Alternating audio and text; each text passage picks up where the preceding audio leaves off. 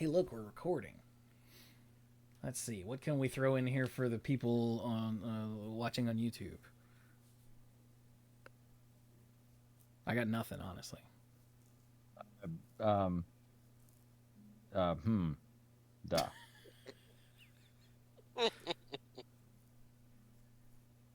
My I got cabbages? Could we do something with my cabbages? My cabbages. Oh yeah, Dirk. That's a good look for you, man. Yeah, I like it. Yeah, I'd hit it. I mean, wait, what? But Dirk sent us a picture of his whiter than he expected beard. Whiter. I heard wide. Yeah, so did Infinius, apparently. It's whiter. Like Brian. It's whiter than you expected.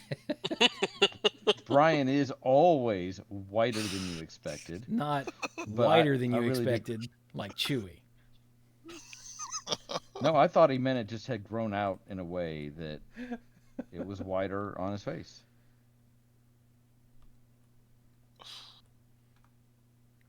Looking like Commander Zhao.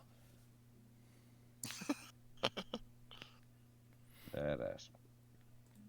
Renee and I are watching Avatar, and Commander Zhao was being his usual, Commander Zhao, kind of a piece of crap self. And I was like, man, get the hell off of the screen with your pointy ass rectangle beard. And she's like, he doesn't have a beard. I went, what?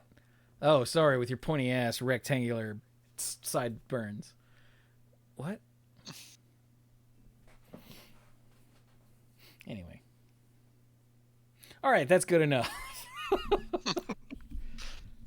That would be wide, but that is not what we meant. So here we go. Oh, jam. Hello, everyone, and welcome to the Mana Pool. I'm not the Avatar. I don't think any of us would be the Avatar, honestly. No. We're not much for diplomacy here. I don't know that Chewie. I would be. Yeah. Okay, let's see here. If I had to put us in nations. Yes. Let me see here. I don't know why, but I'm getting the vibe that Mike, say hi, Mike. Hello. Would be an air nomad. I could see that. And let me think here. I feel like Dirk. Say hi, Dirk. Hey.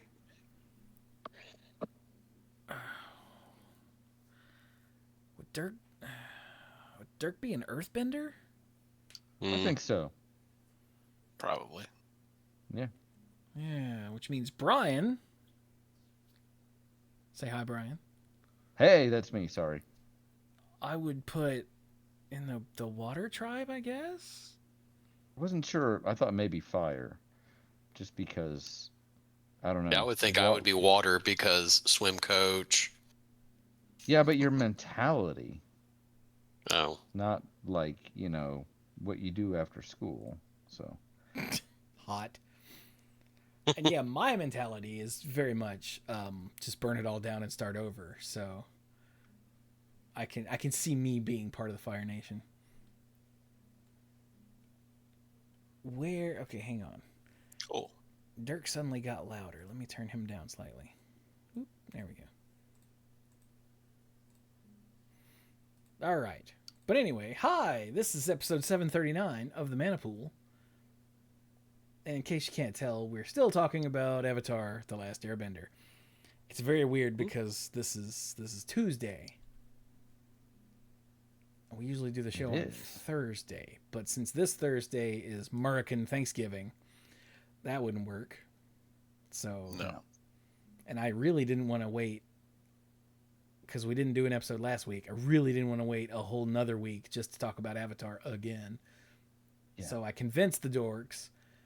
I didn't really convince them. I was like, would anybody be willing to do it on like one day next week before Thursday? And all of them were like, yeah, I could do that. And I was like, really? It was not a fight at all. I was like, oh, okay. We were all interested. I didn't expect that. Yeah, okay. And that night they were all like, yeah, Tuesday works. I was like, what is going on? We all wanted to do it. It just didn't work last week. Well, Mike was okay with last week, and everyone else was not. So here we are. Let's talk about Avatar. All right. So last week we kind of went through mechanics, and we went through all the cards covering basically Team Avatar, the main characters, and a couple cards here and there. And I know that you have a list of cards that people want us to talk about. So where do you want to start? Yeah, actually, yeah. Let's knock out Jay Spencer's list here first. Okay. Just so we don't. Oh, one thing. No things. Okay, one thing. Oh, man. Okay, one thing. I know we talked about it last time, but I've had a chance to play the card more over the past week. Is this going to be Avatar's Wrath? No, I haven't done that yet. Haven't had time to sit down and think through it. Okay, Avatar's Wrath. Avatar's Wrath is like awesome. Every time I've cast it so far, I just immediately win the game. It's like a cheaper Dune Blast with more upside. It's amazing. It is ridiculous.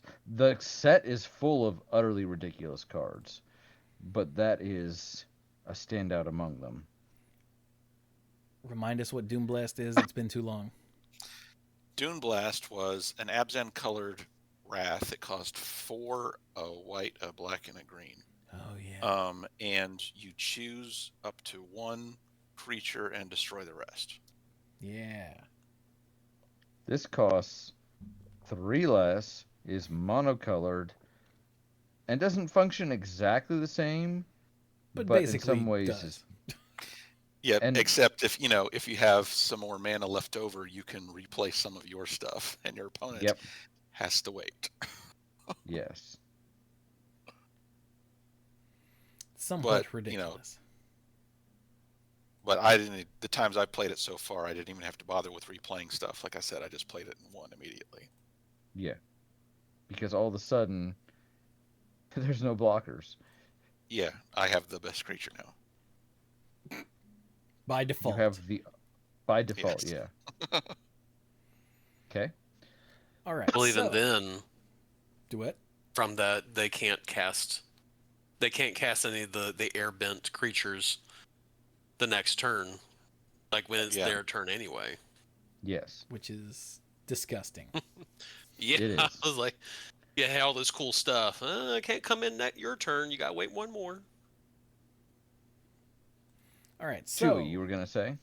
Yeah. For flavor reasons, we've got Redirect Lightning. Mm-hmm. Which I played this at the pre-release. I saw Iro do for the first time on, I think, the last episode we watched. Maybe one of the last couple episodes we watched, because we watch them in batches of like 2 or 3. And I was like, oh yeah. And Renee went, what? I was like, it'll be a thing later. So yeah, Redirect Lightning so is important. Oh, it's rare. Yes, it is. For a single red, it's an instant lesson. It says, as an additional cost to cast the spell, pay 5 life or pay 2 mana.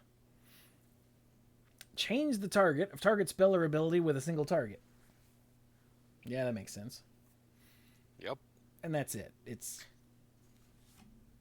a from what is that called? Is it just redirect? I think I can't remember if there was a spell that was just called redirect. But yeah. From a flavor perspective, this is great. From a mechanicals perspective as well, it's like, hey, if you really want to spend just a red on this, then you also have to pay 5 life. But what this is doing flavor-wise is spot on, because Iro developed this technique. He's the one that kind of came up with it when he was studying waterbending, which he can't do, but he was studying the philosophies of it. And you take in the lightning and you pass it through your body harmlessly, and then through one hand and then through the other, and then eject it through the other. But he said you send it kind of through your stomach, what he calls like the sea of chi, and redirect it out because it's harmless. If you redirect it through your heart, you will die. And so that's kind of the pay 5 life aspect. If you want to take the time and spend the mana on it, you can do this without hurting yourself. But in a pinch, you know, and at very high risk to yourself, you can still do it, but it's gonna hurt. I 5 got life one of these. is way better than losing the game. It is. So I went to a pre-release and I ended up playing basically an allies deck, which it turns out is actually pretty good. And I had a minor red splash for this and for some other red cards like Sun Warriors. Sun Warriors is amazing, by the way. And I won the last game of the first round because I was dominating, and he played Aang, the Last Airbender, which has a enters the battlefield, airbend a target, and I redirected the lightning to his other blocker, and he's like, "Yeah, you got this game." Oof. So, yeah, it was glorious. I paid the 5 life, which dropped me down pretty far, but then I was gonna be able to swing out, so it was great. I like this card a whole lot. Nice. There's a lot of stuff that targets a single thing. It's true. All right, let's see here. There's Judy. Yes. Good old Judy, who is not legendary, which is Yes. hilarious. No. Yeah. What Poor does Judy Well, do? she wouldn't be because there's lots of her. Well, yeah. Yeah. That's the joke. Good job. I know. So, I know. Judy, one of many, costs a 1 and a black for a 2/2. She's a human advisor. She's uncommon, and so that's grizzly bear stats in black. That's okay. Pay a black and tap to surveil 1. Then you create a token that's a copy of this creature, then sacrifice an artifact or creature because you're, making a new Judy. Activate only as a sorcery. This, again, from a flavor perspective, the city of Ba Sing Se at the innermost political area, there are multiple servants all named Judy. And it's very kind of creepy because they're brainwashed, or it's heavily implied that they're brainwashed. And then from what this card is doing, it is insane and limited because there are very many. There's a great deal of sacrifice effects in the deck, in limited in this set. And there's a number of, especially black creatures, that are like, whenever you sacrifice a creature, put a +1/+1 counter on this, or do whatever. And this is built in. And you can immediately sacrifice the token if you want. Or you can sacrifice something else, like a clue token. So this thing is kind of crazy in the right limited deck. Nice. There's for not those that. So for Mike,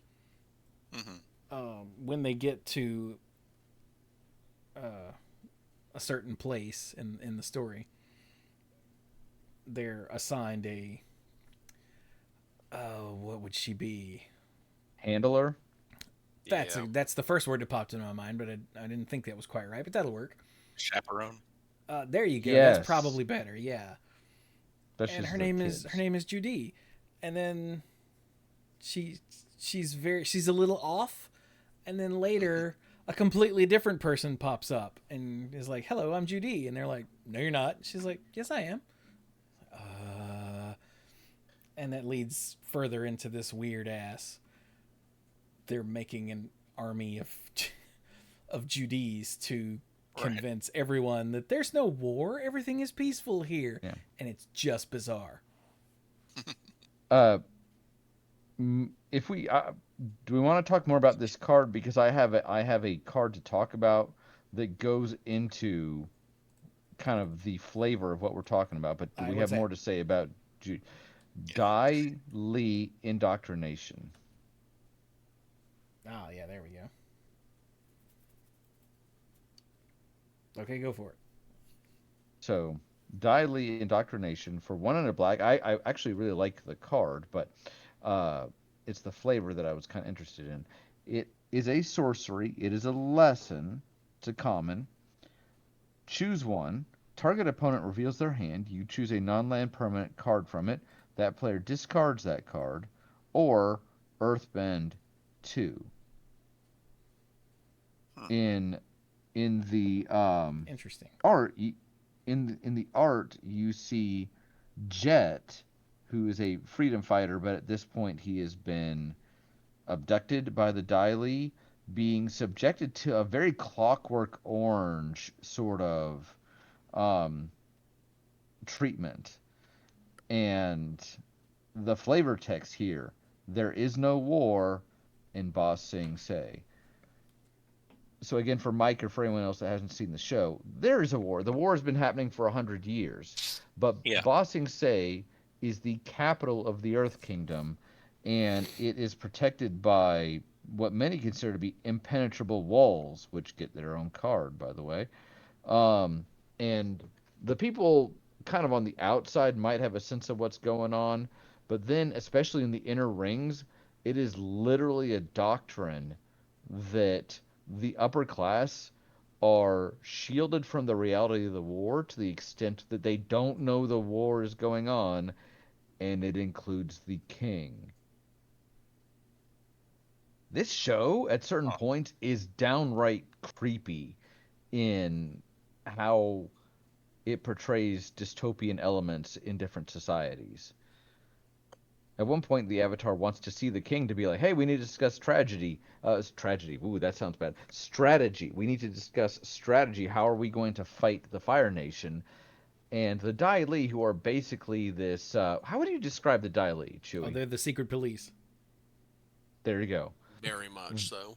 They know what's going on, and they keep it from the king, as well as most of the other upper class citizens. So, yeah, there is no war in Ba Sing Se. Yeah, I didn't really know who she was, but I had seen Judy in memes about someone telling like an obvious lie or like an obvious piece of propaganda. So when I saw that she was associated with the Earth Kingdom here, I figured there was something like that going on. Oh, yeah. It's really interesting how the show portrays the different cultures. And even the waterbenders, who you would think, okay, they're all the waterbenders. There's a significant difference between the South Pole waterbenders and the North Pole. So, not to mention the swamp waterbenders. So what's another card off of Let's see. who was it that... Did we do Sokka's haiku last week? Yeah. We did. Yeah, we did. So. Because it actually is a haiku. All right, then. How about Yip Yip? What the hell is Yip Yip? Yip I Yip. don't know what it means in the show. It's white. It's white. Oh, Yip Yip. There we go. Okay, this is nice and quick. It's another lesson. For single white, it's common. Target creature you control gets +2/+2 until end of turn. If that creature is an ally, it also gains flying until end of turn. Yep. And Yip Yip is the command that Aang gives to Appa to make him fly. Oh, okay. I don't know why Jay Spencer thought we should talk about this one. I mean, it's cute. If they're an ally, then they're on Appa with them, so they get flying. Yeah, it's a rare example of a card name with punctuation, like an exclamation point in the name. Raise the alarm. Mm-hmm. Oh, I've just noticed. What the hell was that? Just Excuse noticed. me. When you're done dying. I've just noticed all the lessons have a little icon in the top corner. Yeah, you didn't see that before? I did not see that before. They also did in Strixhaven. That's to designate them as lessons. And Strixhaven is a little more important because it was a reminder that you could like fish them out of your sideboard when you learned.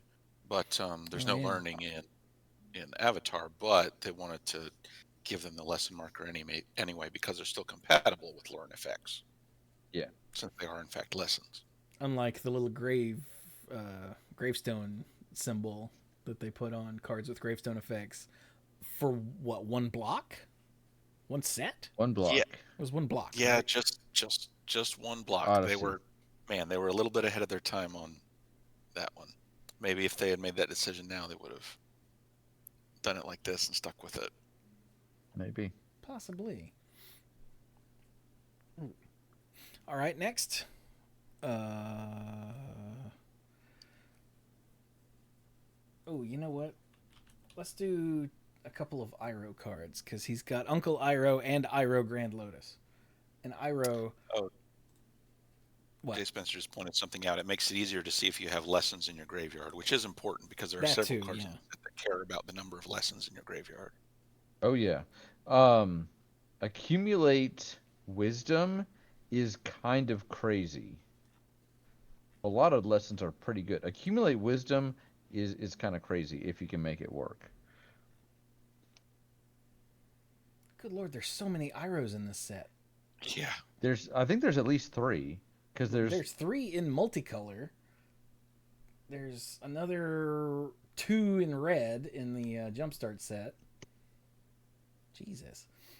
But okay, let's do these. So do Uncle Iroh first, somebody. Who hasn't read it? Dirk?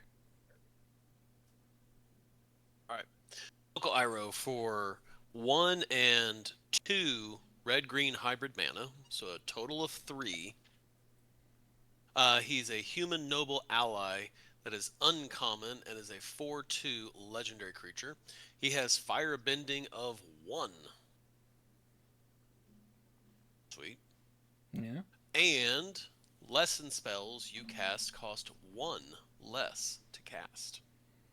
One colorless mana less to cast. So yeah, this is very clearly first season Iroh, or first part of first season Iroh, because he's got firebending 1. He teaches lessons. He's not terribly intimidating, Yeah. He's just a happy fat old man. Yeah. And like I have to stop myself because Renee and I are watching this. She's watching it for the first time. I have to keep stopping myself from every time Iroh's on screen saying, "Oh my God, Iroh is literally the best." Because he is. Like, full stop. This is not a subjective thing. He is objectively the best. I mentioned last time we did an episode that Toph is one of my favorite characters. And then I said, but Zuko maybe has the best development. But if you're talking about, like, the single best person, it is Iroh. Yeah. Iroh is the best fictional human being in literature. I feel like that's an overstatement, but prove me wrong. Everybody should have an Uncle Iroh in their life. It would be ideal, yeah. Jay Spencer said, Iroh's on my list of fictional characters who could wield Mjolnir. Oh, yeah. Oh, yeah. The problem is he would use it to, like, as a hammer. Like, he would use it to warm his tea. Yeah. He'd be like, look, I figured out how to use this hammer to make heat, to warm up the tea kettle. Yeah. Uncle, don't you understand the power that you're holding in that weapon? Like, yeah, but it makes really good tea. Like, that is honestly a really good impression. I really like it. If you could do the Mako voice, we'd be done. Yeah, I was about to say, rest in peace, Mako, for giving us Uncle Iroh. And then the other one that Jay Spencer wanted us to read is Iroh Grand Lotus. So somebody read. That's kind of his. That's his final season form. Do we want to talk about Iroh Tea Master? I mean, I guess we can while we're here. Okay. I'll do it and we'll move to the Grand Lotus. But Iroh Tea Master is Season 2 Iroh, when he and Zuko are hiding out in the Earth Kingdom, pretending not to be firebenders. And Iroh is the happiest in his entire life in this part. Because the man loves tea, he starts apprenticing for a tea shop to the point that people are like, your tea is awesome, and they give him his own tea shop. So Iroh, Tea Master, for 1 a red and a white. I hope you love group hug decks. Legendary creature, human citizen ally, rare, 2/2. When he enters, you create a food token because he's making tea. At the beginning of combat on your turn, you may have target opponent gain control of target permanent you control because you sell them tea. When you do, you create a 1/1 white ally creature token. Put a +1/+1 counter on that token for each permanent you own that your opponents control. Happy customers. And that's Iroh's other thing, is everywhere he goes, he is a very fierce combatant, but if you underestimate him, like, oh, he's just a fat old guy, he will put you in the ground. But everywhere he goes, people like him. He absolutely makes enemies into allies. And if he can't, then he just, beats them. So, but yeah, I like this. And it's very group hug. Like, you get this. Oh, and by the way, I get this little token. Don't worry about him. He's just like a 5/5. That's all. He's so cute. All right, so someone read the monster that is Iroh Grand Lotus. Mike? All right. So the Grand Lotus, 3 green, blue, red. So a total of 6. It's going to be good. A 5/5 human noble ally. He's a noble again, not just a citizen. Firebending 2. And then here's the good stuff. During your turn, each non-lesson, instant, and sorcery card in your graveyard has flashback. The flashback cost is equal to that card's mana cost. That's cool. But then, during your turn, each lesson card in your graveyard has flashback 1. That's just 1 generic mana. Just 1. Just straight up. Flashback of mana. What? That is Teamer, yeah. Yeah. And of course, not every lesson is an instant, but the instants that are in your graveyard that are lessons, you can pay with his firebending because they just cost 1 generic mana. Oh, and Jay Spencer pointed out Uncle Iroh reduces that 1 to 0. Yep, yeah. Oh. Ooh. Oh. Synergy. Huh. During your turn, each lesson card in your graveyard has flashback nothing. Buh. There are lessons that go all the way up to 4 and 5 mana.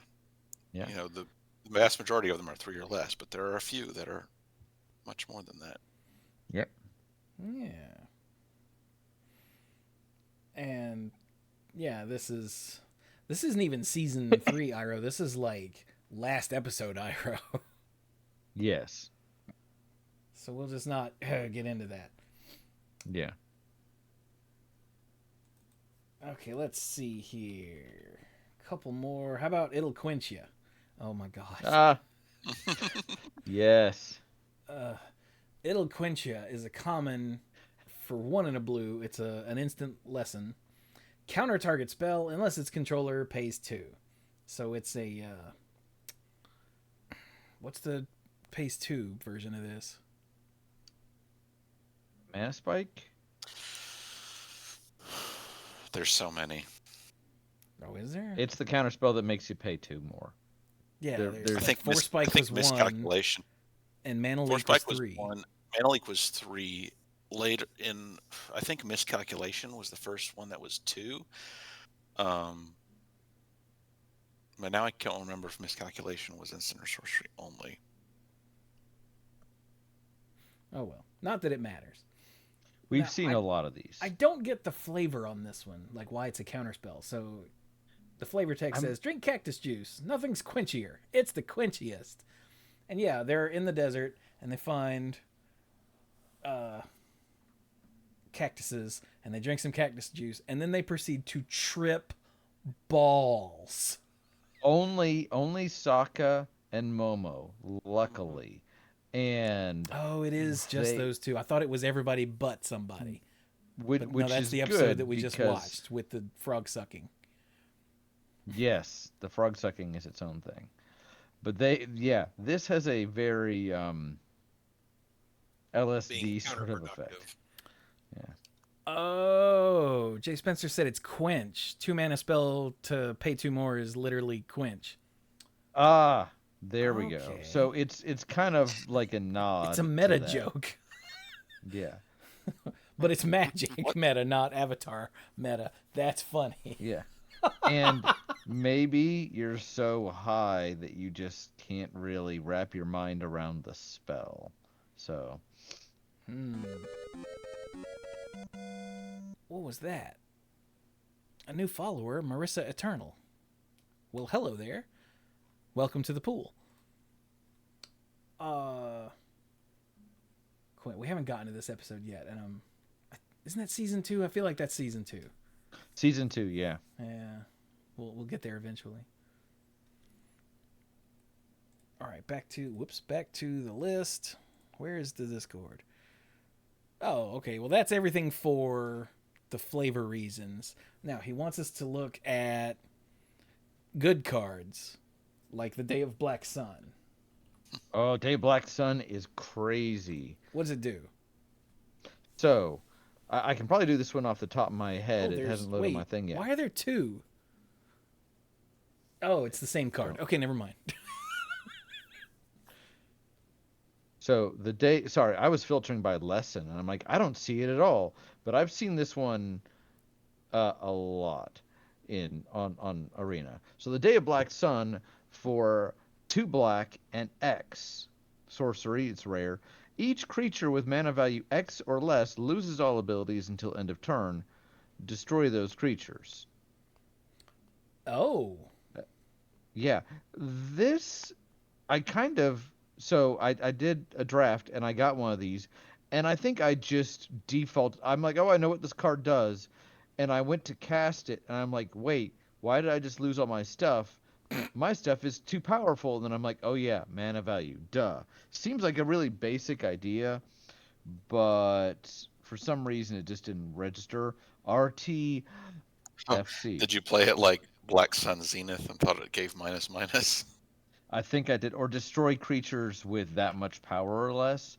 But so the default thinking for this is, oh, this will kill indestructible creatures. It does so much more than that. The stupid Gold Vein Hydra that when this dies, you get X treasure tokens. No, you don't. Any sort of death trigger does not trigger. Yep. Also, stuff like regeneration. Is indestructible? Does that count as an ability? Indestructible counts. Well, yeah, indestructible is an ability. Regeneration, if they have the mana up to pay for it, they can still use it in response to That's Day of true. Black Sun getting cast. That doesn't really help.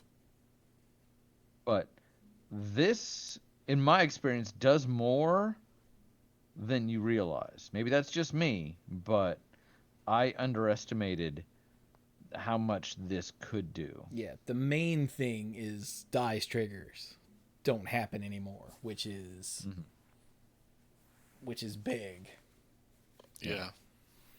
Chifuji says, note, this doesn't stop earth-bent lands. Because I think that's just how... A rule of being earthbent. Yeah, it's an effect that's set up by the...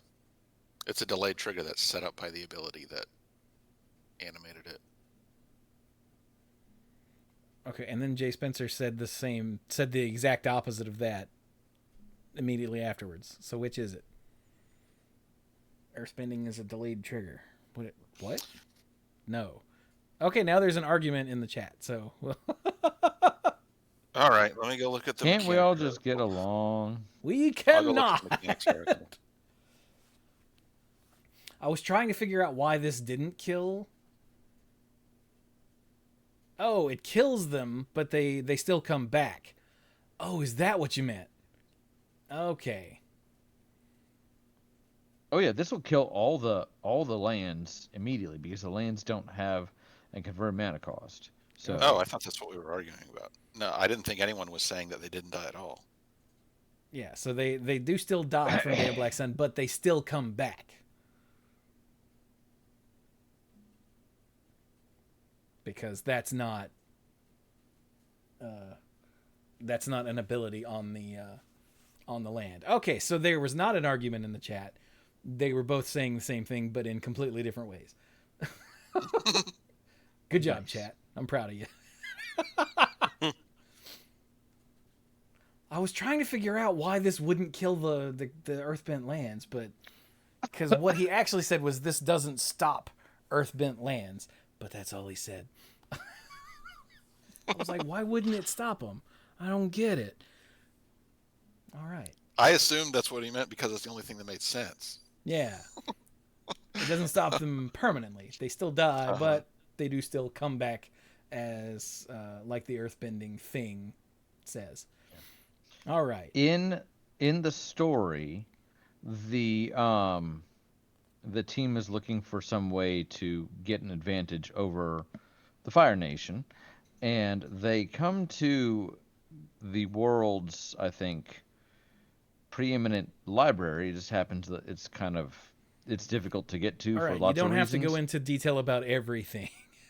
Turns out there's going to be an eclipse, and during the eclipse, the Firebenders lose their powers, which they call the Day of Black Sun. Yeah, because for some reason, the Firebenders' power has something to do with fire in the sky. Like, I don't know. It's all very sort of woo-woo, vague plot device.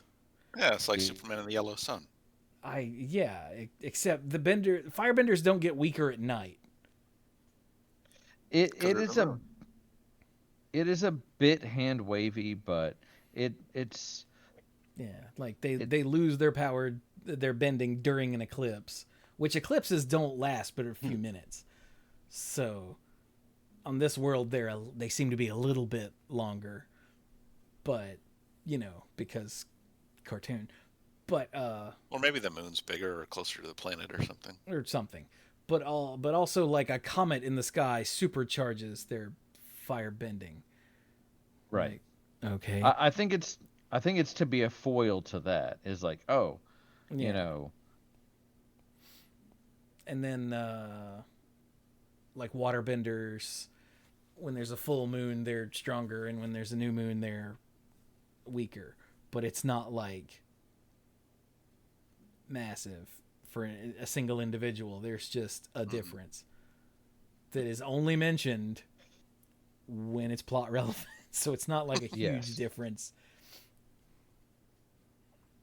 I don't know. It's a kid's cartoon. Don't think about it too super hard. Yeah. They do great world building, but maybe it's not like, oh no, internal consistency. How dare you? Hey, speaking of the moon, how about Zhao the Moonslayer? Freaking Zhao. That guy. So Zhao the Moonslayer for 1 and a red is a legendary human soldier. He's a 2/2. He's rare. He has menace. So that's cool. It says non-basic lands enter tapped. Oh, like Blood Moon. No, that's something else. Well, no, but I mean the whole non-basic land something is a moon thing in Magic. Yeah. Yeah. Yes. And for 7, what? For 7, you put a Conqueror counter on Zhao. Because, sure, why not? And then it says, as long as Zhao has a Conqueror counter on him, non-basic lands are mountains. Ah, there we go. There's the Blood Moon. That's why I bothered to stop and say something. Yeah. I hadn't gotten to the end Because he actually does have Blood Moon text on him. So yeah, he's the actual like straight villain of the first season. Like Zhao is the worst. He is totally the worst. And he is the guy that is like, I believe in the Fire Nation mission so much, I'm actually okay ruining the rest of the world just to see it happen. Yeah, he sucks. But okay, so he's a 2/2 for 2 with menace. He's a hate bear. Yeah. That for another 7 later in the game, you can just shut down non-basics. Yeah. Sure, why not? I like it. 7 though? I guess firebending is a thing, and you're playing Zhao in red, so you've... Okay. I was about to say, you're never going to get to 7. No, that's firebending. You could probably get to 7 without... Yeah, like even super with hassle. a buddy that just has firebending too, I mean, it's a significant notable discount. At the height of his hubris, he says, history will remember me as Zhao, the Moon Conqueror. And he just kind of falls to his death. So... Yeah, Jay Spencer pointed out so many decks run no basics. That is true. And even if you don't get all the way to Blood Moon, like, having all of your opponent's lands enter tapped is pretty rough. Yeah. It'll make a difference. Yeah. Buh. Oh, side note. Quench was printed in Ravnica Allegiance, so very recent in the grand scheme of things. So it was not the first card to have this counter unless its controller pays 2 text. Not by a long shot. But it's the cleanest version of it. Yeah. All the others had extra stuff going on. Bunch of nonsense. All right. Okay, so there's only 2 left on this pile here, or this pile here that Jay Spencer has for us. And one, this card is so dumb. Even I know this one. Hey, Dirk. Yep. You got to read the Badger Mole Cub. Actually, read the Badger Mole first. Then read the Badger Mole Cub, just because. One is better than the other. By far. And all right, so Badger Mole for 4 and a green. It's a 4/4. It's a common Badger Mole. When this creature enters Earthbend 2. Nice. And creatures you control with +1/+1 counters on them have trample. Hey. I think we talked about this last time because I misread it. I remember getting confused about what it did. Oh, yeah. Yeah. All of us did. Yeah, because I just saw the +1/+1 and my brain shut off and stopped reading. So yeah, Badger Mole as Chifuji just pointed out, Badger Moles are the natural earthbenders. They're how earthbenders learned how to earthbend somehow. Even though there's apparently still a genetic part of it, I don't know.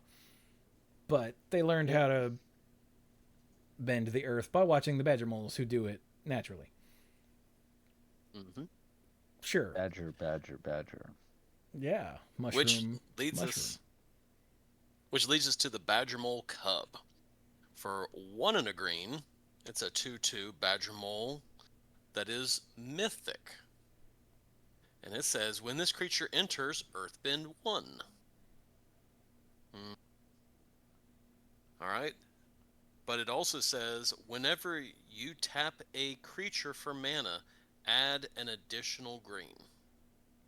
Yes. That crazy. is insane. And I don't say that lightly. I mean, this is actually bonkers. Yeah, I saw on Facebook the other day a photo someone had taken of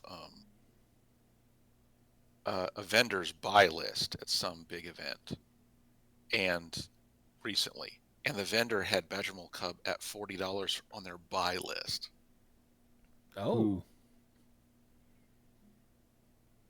Yeah, luckily this doesn't say when you get mana from a creature, because that would be way too stupid. Like, that would count firebending, that would count like Lotus Cobra. Like, yes. All of that would be completely insane. This is when you tap a creature for mana.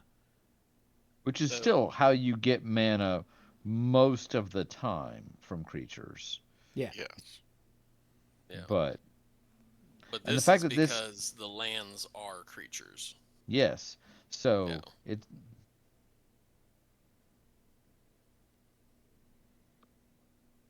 I did not even put that part together. Yeah, I might be an idiot. Oh my god, so for 2 mana, good god. Alright, let's be realistic. It's turn 3. You've got 2 lands out. You play another one. You go Badger Mole Cub to turn the one that you didn't tap into a creature. And then you tap it for 2. Like, what? Yeah. And that's not even like super busted. That's just standard like suboptimal play, and that's nuts. Yeah.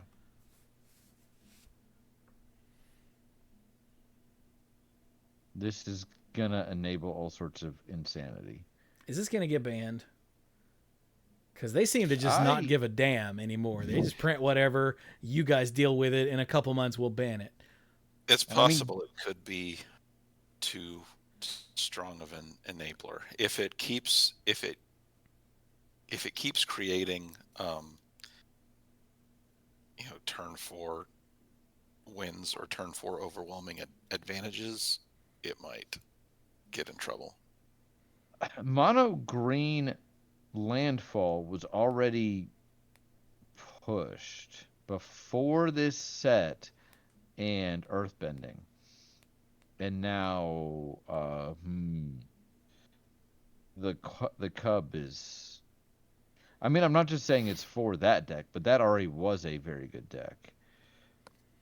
Jay Spencer pointed out there are 2 1-mana creatures in Standard that generate mana: Llanowar Elves and Gene Pollinator. And there are cheap things that give lands or that have earthbending. Haru Hidden Talent. Whenever another ally you control enters, earthbend 1, and he only costs 1 and a green. Yep. And he's uncommon. And a peasant. I mean, what? Well, I mean, he is legendary, but at the same time, he's a legendary peasant. Yeah, he's a legendary peasant. They have those. But all it takes is for an ally to enter, and he earthbends, and so it's possible that you could get a lot of lands Mm-hmm. to be earth bent, and then have that go off. Good God. Jay Spencer pointed out there are turn 3 crater hoofs running around. Huh! Mm-hmm. That's Yeah. not a nightmare I had once. Oh, whoops. All right. Well, thank you, Badger Mole Cub. That's insane. All right. Should we talk about the last card that Jay Spencer gave us to talk about? Yes, Sure. we should.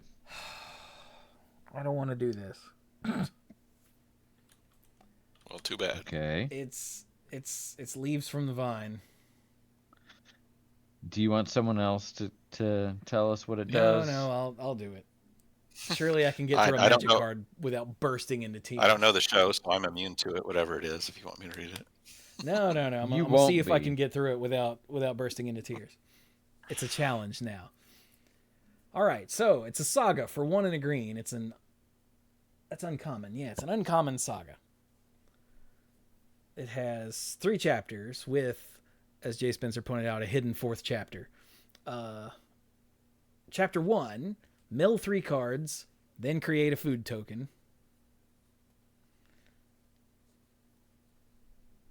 Okay. Chapter 2, put a +1/+1 counter on each of up to 2 target creatures you control. Chapter 3, draw a card if there's a creature or lesson in your graveyard. And then Chapter 4, everybody bursts into tears. I think I get it. So, is Leaves from the Vine the name of the episode? Or the name of the... It's not an episode. The name of the segment? No, it's Tales from Bossing Say, and I think Leaves from the Vine is it's either the the name of the song. segment. It's the song that he's singing, remembering. Yeah. So yeah, this is oh God. This is one of the saddest things ever put in a children's cartoon. So before they go too much into it, it starts with Iroh. He's in the market, and he spends essentially the day just going around doing little things around, but he's helping people and being just a wonderful person. He pushes a flower that is like a night lily into the shade so it can bloom. A child is crying, and so he plays a song. And he specifically plays this song, "Leaves from the Vine," and he makes the baby, start laughing, and there's kids playing essentially the equivalent of soccer, and he watches them, and they end up breaking a window, and he's like, "Hey, you guys need to apologize." And then the person starts yelling and screaming. They're like, "Actually, guys, run." And so they do that. He was going to get mugged, but the person who's mugging him in no way was a criminal, because he was terrible at mugging. And so he gave the person advice and was like, "I have faith in you. You can be whatever you want to be." And then it ends story going to a tree in the evening, where he sets up after all of his adventures, having bought food and everything, and he sets up the photo that you see at the top, lights it, provides foods, and he's singing the song that's "Leaves on the Vine," and some of the lyrics are, "Brave soldier boy, come marching home." And it's about his son who died in the Battle of Ba Sing Se, or the Siege of Ba Sing Se. Which he was the general of. And and that's part of why he ends up going more of the pacifist route, is because he lost his son in the war. Ba Sing Se was always the crown jewel, and the Fire Nation knew that if they took it, they pretty much had the world. And Iroh was arguably the best general in the Fire Nation, but he wouldn't stoop to unseemly tactics. In Final Fantasy Final Fantasy 6 terms, Iroh is General Leo, and Zhao is a really inept Kefka, outside of Doma, if you get that. But Iroh's only real loss was his 100-day siege or something of Ba Sing Se, and when his son, we got the report that his son died, I think he basically said we're done here, and that in and of itself cost him a whole lot because that was the motivating factor for him getting passed over for his brother, which led to He's all sorts of actually other older problems. than the Fire Lord. Yeah. So Iroh was the firstborn son, and the Fire Lord at the time of this was the second son. So Iroh was supposed to be the one who was supposed to become the new Fire Lord. His son was going to be the one after him. But with the passing, when his son died, Iroh gave up that slot, and then, or he was forced out of the being the new Fire Lord. Ozai convinced their Yeah. father to make him the Fire Lord instead, which is So its there's a own lot thing. of politicking that's involved in this. But Yeah. again, that is the topic that the show brings up and talks about and goes into and so and so. Leaves But the the thing vine. that also plays into this episode is this is the episode, the last one that Mako voiced, It's I actually not. believe. He voices through the end of the season, but But he died, he I died guess, before when the this one was third. released, and so the whole thing is in honor of him. They put that there because it made the most sense to put it at the time that this this aired. He had passed on, so they put it there. It's a lot, and it's emotional, and you feel it for Iroh, and you feel it for the actor, and I can't watch it without actually tearing up. I I can't talk about it without actually tearing up. So, was that the last one that Very was on the likely one of the list? best episodes of any series. Like just even that little part was probably one of the best episodes of any series. Yeah, Particularly if you know a little bit of the background. it's Tales from Ba Sing Se, and I think it's what, 3 stories in the episode. Yeah, It because might be it's more than that. Toph's. No, I think it's 3 because it's Toph's, Toph and uh, Katara. Katara have theirs, and then Yang has his, and then Iroh has his. Sokka has his Oh no, whole thing, oh that's right, because that's the one where he does that, and then also and then is that the there's one where um, And what's his face Momo. goes on the date? Yeah, there's a we Momo have thing too. yeah, and then is this the one where there's the lost Appa's lost days, or was that's its own Yeah, episode, that's isn't an it? Yeah, episode. that's Yeah. its own episode. Okay, so there's a couple segments. Who? Okay. I think Let's I've talk gotten about through the something that worst of it. isn't so tear bending. Yeah, yeah. And Mike is like, "You okay? Whatever you guys say. Seriously, dude. Like, damn." I believe you. I have a card for Mike. If we're pulling things that Go are not for it. on a list, Sure. Mike, you've probably seen this one online. I want you to read Ko, the Face Stealer. Ah, In black. yes. I just got I used a search to filter down to it. Okay, Ko the Face Stealer. I've been interested in this. Not quite sure how best to play it online. So for 4 and black, so 6 mana for a 6/6 legendary shapeshifter spirit who is mythic. When Ko enters, exile up to 1 other target creature. So, even if you don't get the rest of it, you at least had some impact on the board. I like stuff like that. Whenever another non-token creature dies, you may exile it. Cool. Pay 1 life.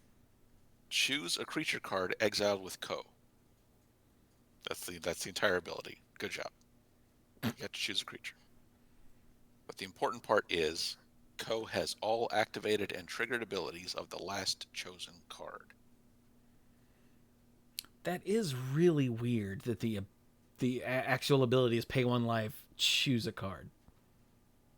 Yeah, the thing is, if they packed that has all activated and triggered abilities of the last chosen card, if they put that into the text of the ability, it would stack them up. It wouldn't actually trade them out. So making that a static ability is what lets the activated ability work properly. Yeah, it's what makes it do what they want it to do. Mm-hmm. Yeah. It's just so weird that when you said that's the whole ability, I was like, oh, it is, isn't it? Oh, that's weird. Yeah. So 6/6 for 6 that gets rid of something when you play it. You could stop there. That's pretty good. Like, it's not great. Yeah, it's pretty good. mean, in the past, I've paid that much for like 3 3s that got rid of something. You're right. Remember And Shriek then Maw? the whole, yeah, and then the whole whenever another non-token creature dies, you may exile it. Shuts off so many decks for opponents. Forget about all the sacrifice decks that are running around these days, because they don't die, they get exiled, so the die triggers don't happen. Right? No, they still die. Do they still die? It doesn't say exile it instead. It just says you may exile it. It's not a replacement. Okay. Yeah. Well, still, stop some reanimator shenanigans at least. So, and then being able to then steal those abilities for yourself is fantastic. Something we really haven't touched on in our Sorry, What? Infinius said that in Sealed he had the ability to give Ko Judy's ability to make copies of itself. Nice. Wow. Yeah. Which, That is a legend thing. rule, but when the original when the copy pops out, you can still exile a creature. Yeah. And then let it die to the the legend To rule. the rest of Judy's. You're paying a black and tapping to Necrotol something. Yeah. Yeah. Yeah. So I was gonna say that something we really hadn't touched on our discussion is most of the action takes place, among humans, the dispute between the different nations, but there's a spirit world in Avatar, and the Avatar himself or herself is said to be the bridge between the two worlds. And you do see spirits sometimes cross over and interact with the human world, and Ko is a very dangerous spirit that it is only seen in the spirit world, but it steals your face. At one point, Aang has to confront Ko, and he is warned by Avatar Roku, his past life incarnation, to not show any emotion whatsoever, because if Ko sees you have a physical reaction, which it tries to jump scare and all that sort of stuff, it can steal your face. And Ko reveals to Aang that he was pursued by one of his predecessors. I think it's if not outright stated to be the waterbender, it's at least implied. And when Aang says, like, why would I do that in a past life? He said, oh, something to do with me, killing the love of your life. That's all. Is that all? And then it turned into the face of the woman that he killed, or it turned into the face of the waterbender Avatar, whose name, there's a saga for him, and I'm trying to remember his name, and it's escaping me at the moment. So that's okay. Ko is vicious and not to be trifled with. And this card, Kuruk, this card is great. Yeah, and this card is vicious and not to be trifled with. Yes. I had not, because I had not gone through all the previews. When I ran into this online, I was like, this does what? And I promptly lost. Because it's crazy. Chat pointed out that Wan Shi Tong is the other big chase? Oh, the library. Oh, yeah, I remember this card. Even I've seen this one. Let's see. Can we get it? There we go. He's a big bird. This is a big bird. Who wants to read Wang Shitong? Wan Shitong Librarian. Sure. Wan Shitong Librarian costs 2 blue and an X. Just like the Day of Black Sun, but not at all. Is a legendary bird spirit, is a mythic, and it's just a 1/1 with flash and flying and vigilance. Whoa, it has flash? Wait a minute. Yeah. Yes, that is one of the things that makes it crazy. I was playing earlier today, and one flashed in during my turn as a 4/4.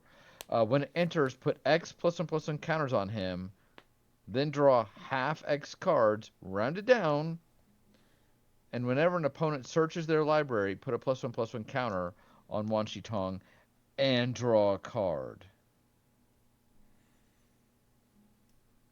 I don't know what else a blue control card would even need. It has vigilance?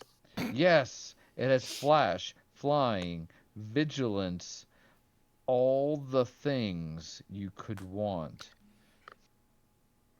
I know I read this. I've read all of the cards in the set, but I think I read the main part of the text box and just lumped it in my head with Hydroid Crisis and Goose Mother and didn't remember the other stuff. Yeah, so for 4 mana, let's say for 2 and 2 blue, you get a 3/3 and draw a card. It's good. Which, yeah, see, a 3/3 with flying and vigilance at the end of your opponent's turn, or if you do it like in response to them casting a search thing, then you get a 4/4. Mm-hmm. And you draw 2 cards. Draw 2 cards. Like,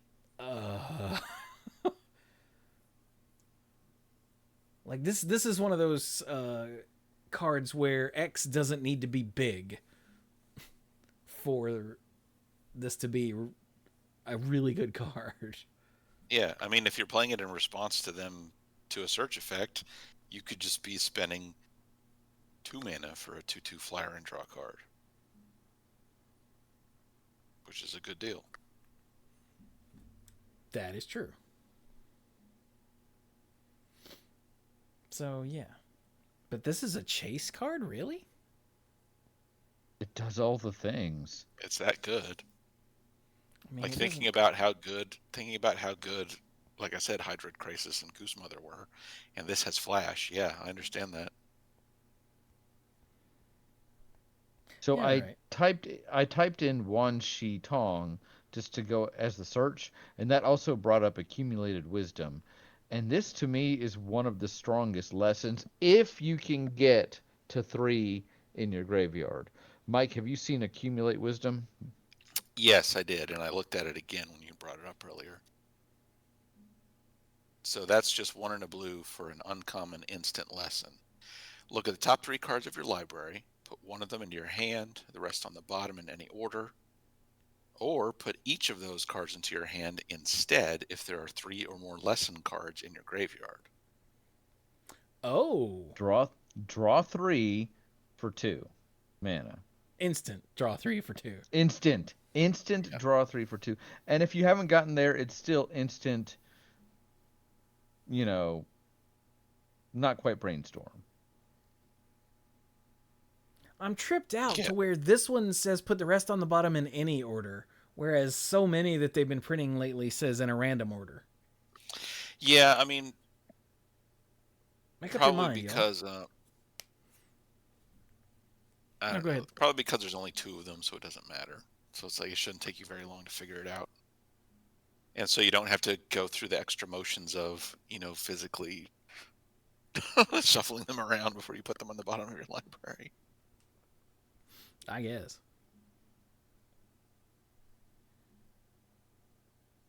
They definitely use the random order for ones where the number of cards you're moving can get large because they don't want it to turn into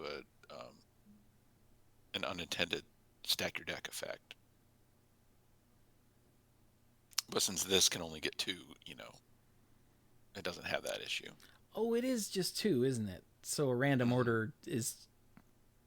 yeah, all right. That's probably what it is. Random order isn't much different than an order of your choice. Yeah. So, hey, Derek, you've been quiet for a bit. What you got? Oh. Oh, yeah? Yeah. Oh, hey, while Dirk finds that, I just remembered something that we should mention that I don't think we did last week. Sorry, Derek. I just throw it to you and then immediately pull the ring out, or the rug out from under you. Please don't let me pull your ring out from under you. Oh, God. Avatar Aang in gold. I don't think we pointed this out at the time. Spell the backside, Aang, Master of Elements.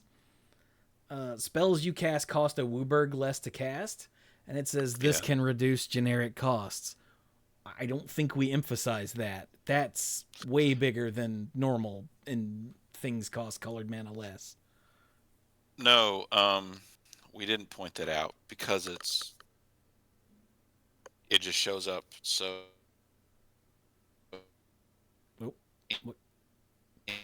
In fact, that put a restriction on that part that specifically say their effect can't do it.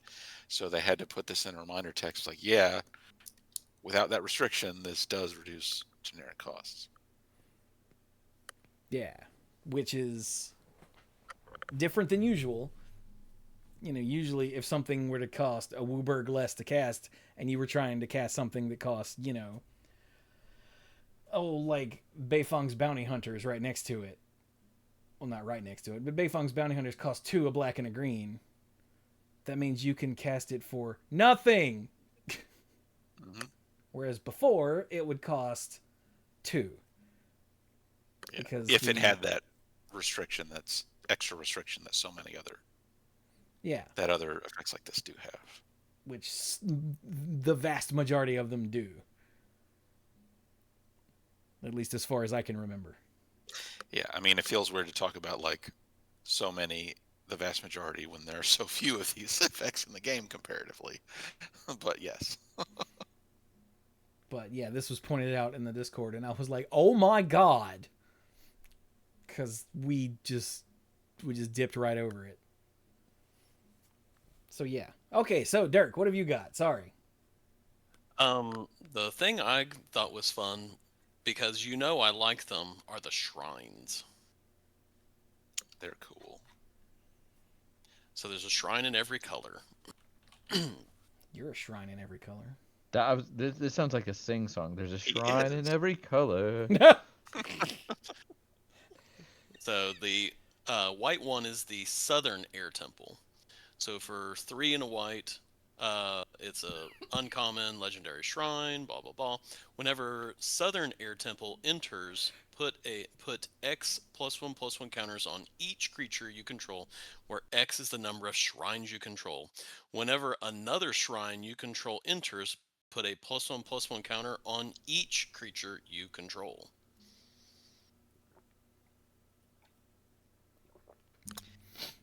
Yeah, that seems fun. I like the design of these shrines where you're getting credit for the other shrines that you played before them. Yes, you can play this early and then continue to get the effect as you play the ones later, or you can play it later and, like Mike said, you still get the credit for it. So there's not really a reason to hold back.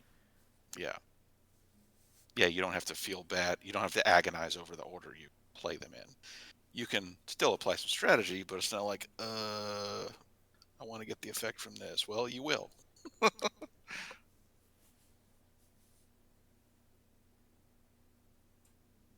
The white one is throwing around +1/+1 counters on creatures. Then there's the blue one. Draws you cards. So that one is the Spirit Oasis. Draw cards for each shrine.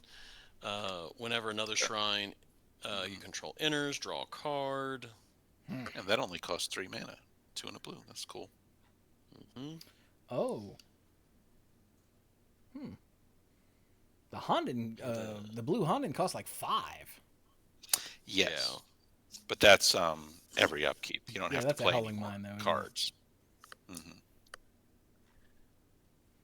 And then the black one is the Northern Air Temple. And that one does the whole each opponent loses X life and you gain X life, where X is the number of shrines you control. And whenever another shrine you control enters, opponent loses 1 life, you gain 1 life. That one only costs 1. Yeah. Like a black. And then the Crescent Island Temple is the red one. And that one, you control, create a 1/1 red monk creature token with prowess. Breach. Whenever you cast a non-creature spell, it gets +1/+1 until end of turn.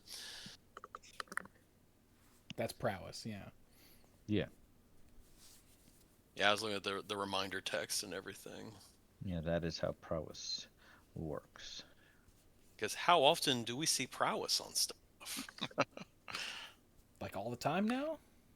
Yeah, basically I all the wasn't time sure now? what he was. Yeah, it's a lot. I say, apparently I haven't played in a long time, so. But yeah, And It's on a lot. It makes a monk for each shrine you control. Yeah. You know, just like all the others. Yeah. But like, buh. Well, someone's got to take care of all these shrines. It's true. And hopefully they won't, turn against the Avatar and join the Fire Lord. Wait, no. Sorry, that's what happened in the Crescent Island thing. Anyway. Yeah. And then the green one is the Kyoshi Island Plaza. And that one, search your library for up to X basic land cards and put them on to the battlefield tapped, then shuffle.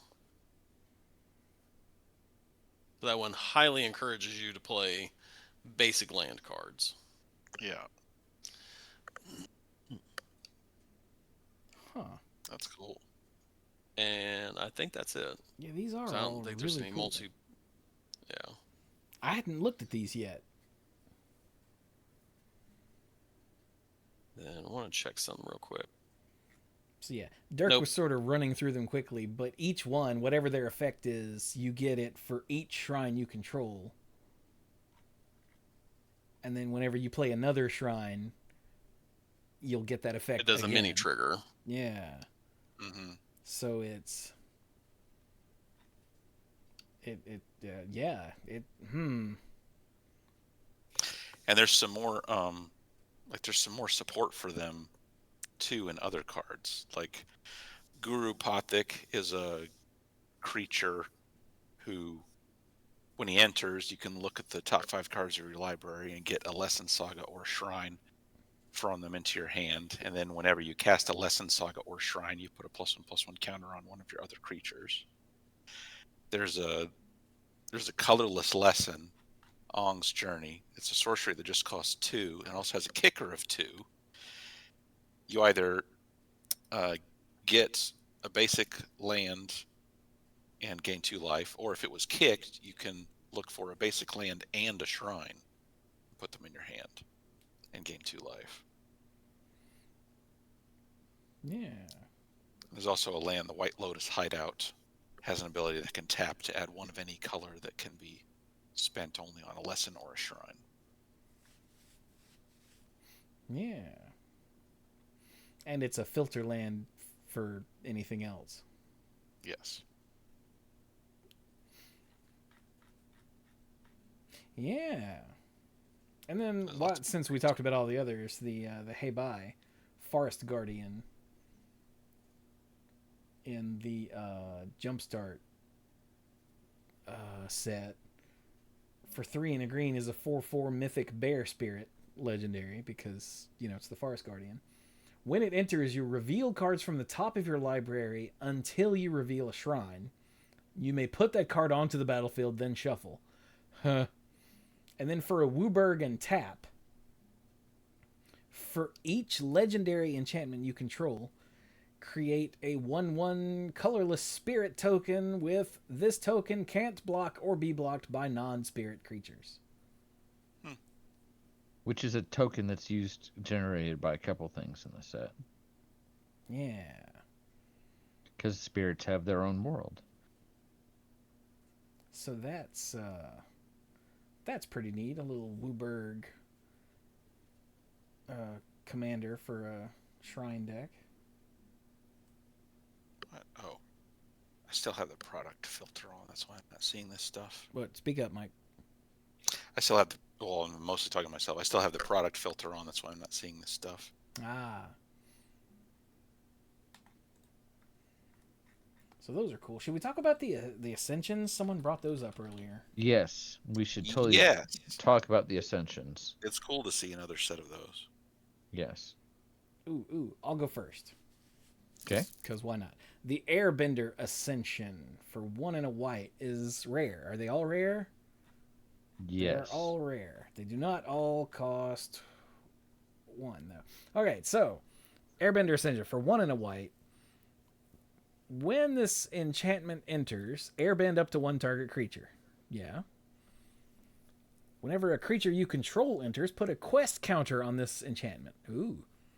At the beginning of your end step, if this enchantment has 4 or more quest counters on it... Ah, I get it. Okay. Okay, let me do that again. At the beginning of your end step, if this enchantment has 4 or more quest counters on it, exile up to 1 target creature you control, then return it to the battlefield under its owner's control. So, this is the Avatar cycle learning each bending. Yes. And if you complete your quest with the Airbender Ascension, then you get a free blink at the end of your turn.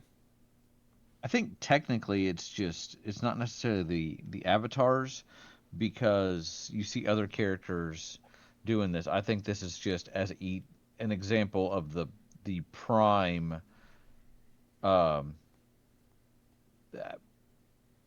benders like learning their craft. Oh, that could be. Because it was the fact that there's 4 of them and it mentions 4 quest counters made me think of him going around and learning each bending. Makes sense, but then this really, on Waterbender, it really looks like Katara. That is absolutely Zuko on Firebender Ascension and Toph on Earthbender. So,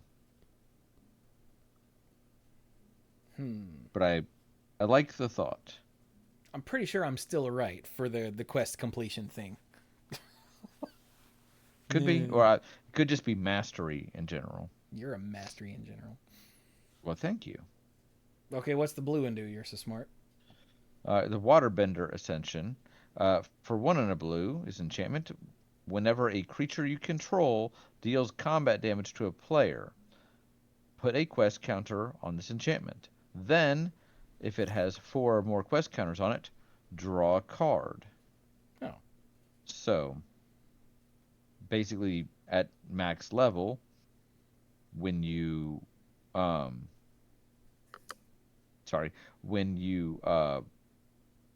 don't know why I'm struggling with this. At max level, whenever a creature you control deals combat damage to an opponent, you draw a card. We've seen that sort of effect before, but this is for each creature you have that deals the damage. It also has the ability Waterbend 4. Target creature can't be blocked this turn, which helps them, get through and then get quest counters on it. And then draw cards. Mike, what's your favorite thing to do in Magic? Draw cards. Oh my God. Thought it was milling yourself. I guess the one leads to the other. I mean, that is essentially drawing cards. Yeah, it's the same thing. When you draw 10, yeah. All right, then. That's pretty good. Well, if you like drawing cards so much, maybe you should tell us about Firebender Ascension. Yeah, Because it Mike. doesn't draw you cards. It does make attacking creatures, which I also appreciate. So, Firebender Ascension also costs 2. When it enters, create a 2/2 red soldier creature token with Firebending 1. All right. Whenever a creature you control attacking causes a triggered ability of that creature to trigger, put a quest counter on this enchantment. Then if it has 4 or more quest counters on it, you may copy that ability, that is the triggered ability from the attacking creature, and you may choose new targets for the copy. Wow, that is weirdly specific. I know it's supposed to, work with firebending, but it works with other things too, like what is the Mardu ability when you attack? You make some disposable creatures. Is it called Mobilize? Mobilize, yes.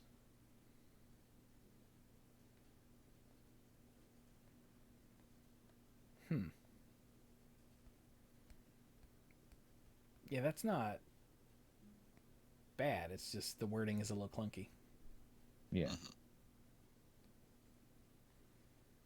But that means, ignoring everything else it can do, that means once this thing is maxed out, that means all of your firebenders make double the mana from firebending. Right? Yes, that's right. Yes. Okay. Huh. So if nothing else, that's ridiculous. But then you stack all the other stuff that has an attacks trigger that does something, then it gets even weirder. I like it. All right. Hey, Derek, what's the last one do?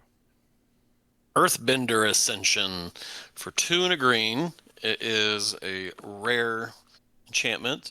It says when this enchantment enters Earthbend 2, then search your library for a basic land card. Put it onto the battlefield tapped, then shuffle. And it comes with Landfall. Whenever a land you control enters, put a quest counter on this enchantment. When you do, if it has 4 or more quest counters on it, put a +1/+1 counter on target creature you control. It gains trample until end of turn. Yeah, it does. Huh. Awesome. So it automatically gives itself a counter. That's neat.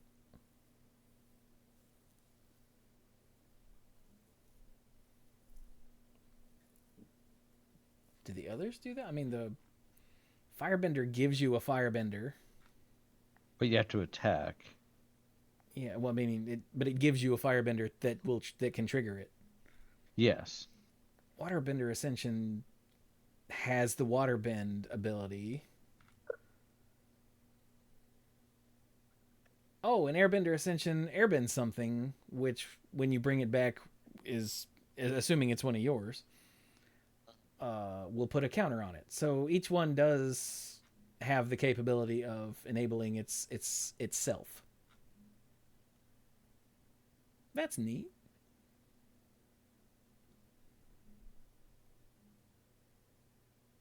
Badger Mole. Badger. Oh yeah, people keep saying we should do Combustion Man. I have another card in mind, but let's do Combustion Man and then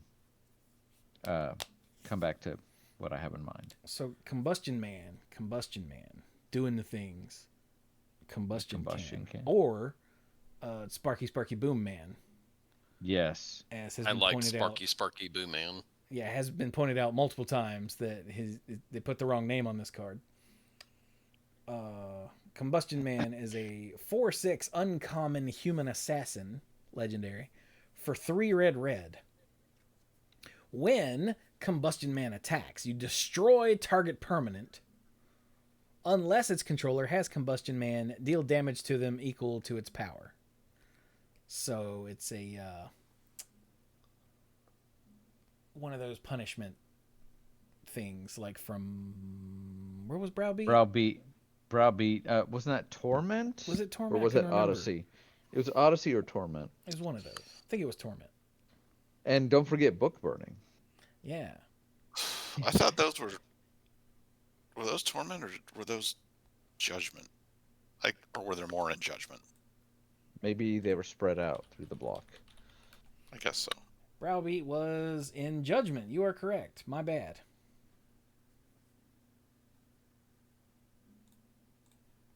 Jeez, always got to be right, don't you?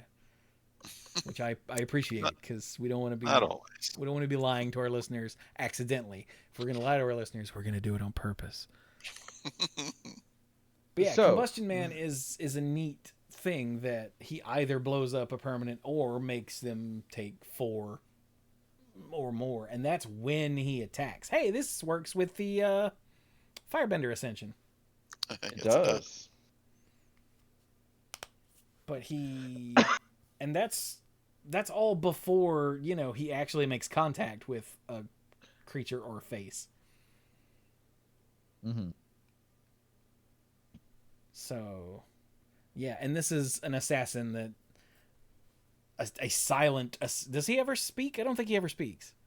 No, he does not have a word of dialogue. Yeah, that Zuko hires to go after the Avatar, and Sokka, or I think, is it Sokka that names him Sparky Boom Boom Man? It is. Yeah, because whenever he uses his ability, the sound is it's very distinct. It's 2 sparks and then a boom. Like,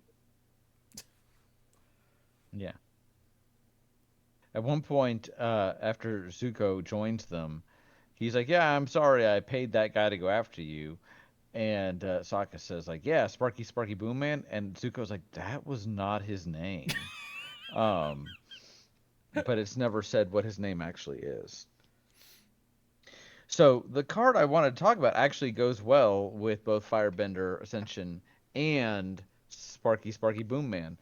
You might be wondering, with some of these Firebenders, yes, they have abilities, most of them, but not all of them do. What do I use all that mana for? And then I was doing a draft the other day, and I'm like, this is amazing.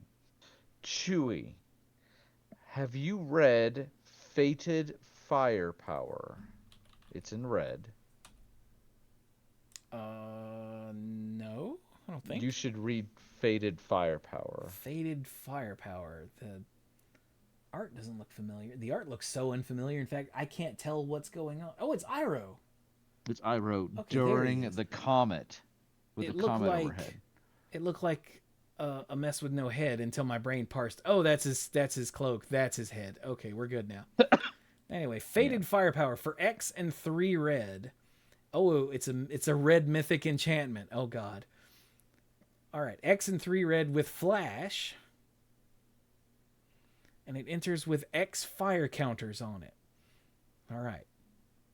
If a source you control would deal damage to an opponent or permanent an opponent controls, it does. Oh my God.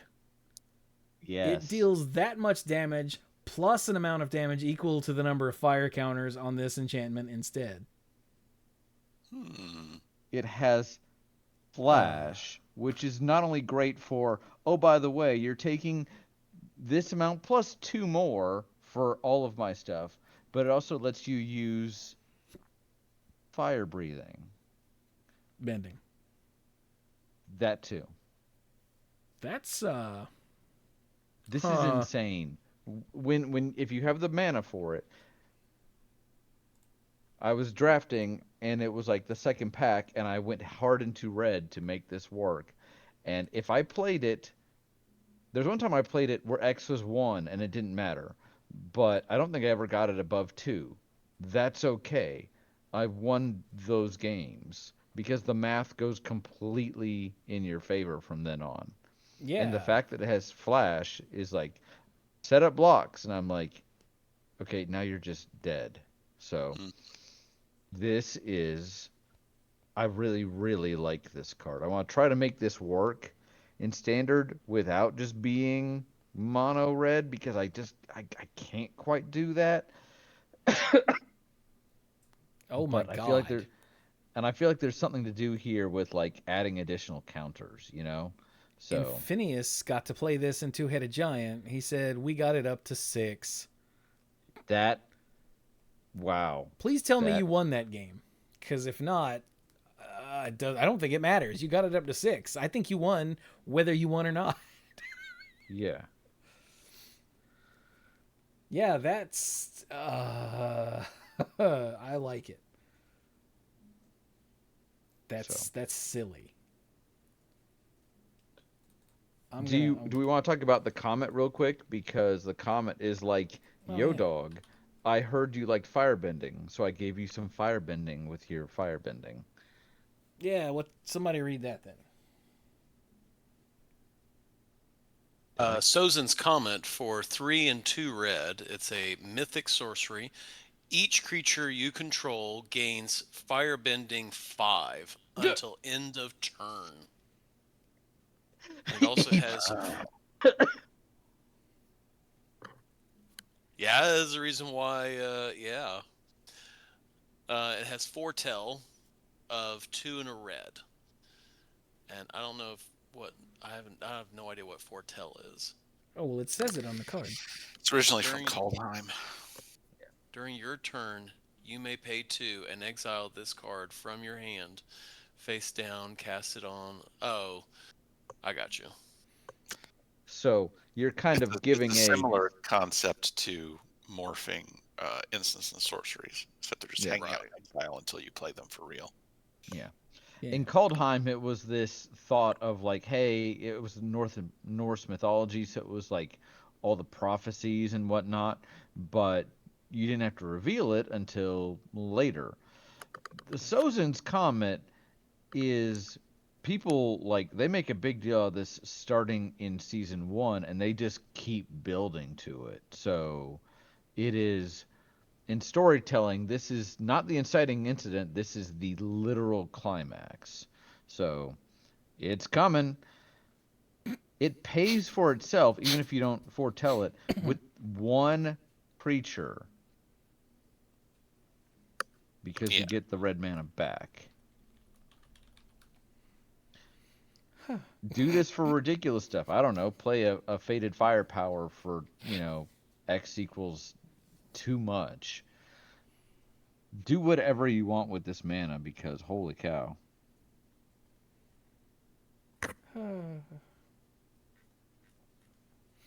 Sorry, I'm an adult. Yes, sir. Did we do Sozin? The saga? We did him. We did not do any of the other sagas. Ah, okay. And I think they're all neat. It depends on how many you want to do. Oh, someone earlier said we should do Momo. Which one? Oh God, there's so many Momos. Why are there so many Momos?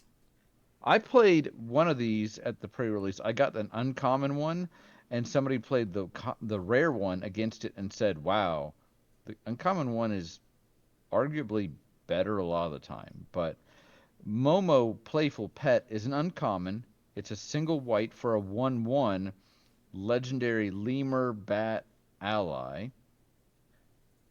It has flying and vigilance. And when it leaves the battlefield, not dies, although that would qualify, but all this airbending around, choose 1. Either create a food token, Sokka finally got his way and they ate Momo, or put a +1/+1 counter on target creature you control, or scry 2. That is so much versatility. And the fact that it's a 1-drop, and I'm like, turn 1, play Momo, go. And they're like, huh? And I'm like, next turn, fly with vigilance at your face. And it's just 1, but if it ever dies or gets airbended, I get all sorts of crazy stuff. Yeah. And then there's 2 rare ones. Yeah. I only see 1, but I guess I don't have the other. They're both the same card. They're separated weirdly. Oh, one's from the bundle. Yeah, okay. And there is another different uncommon one. Yeah, there's another one from the Jumpstart set. All right. What's the rare one do, Mike? So the rare one is Momo Friendly Flyer. Also a single white mana for 1/1 with flying, not vigilance. The first non-lemur creature spell with flying you cast during each of your turns costs 1 less to cast. And whenever another creature you control with flying enters, Momo gets +1/+1 until end of turn. Yeah.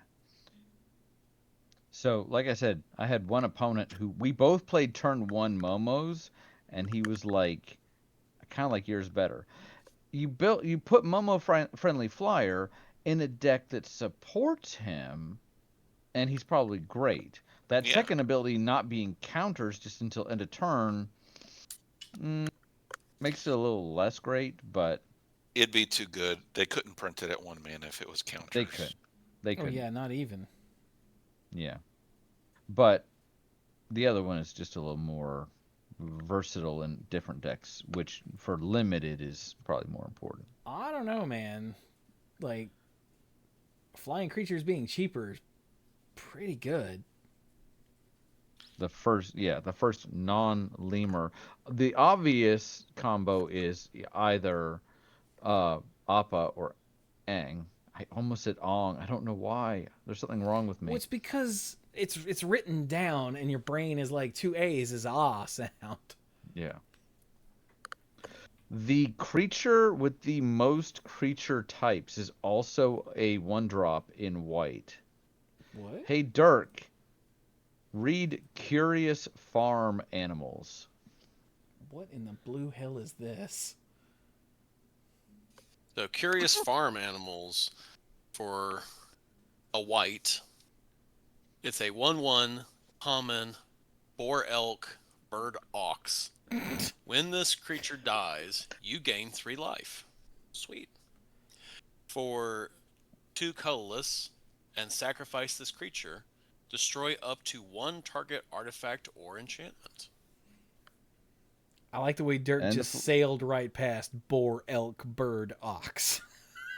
Flavor text. Earth Kingdom cuisine offers a stunning array of unique meats like chicken pork, deer pork, and beef pork.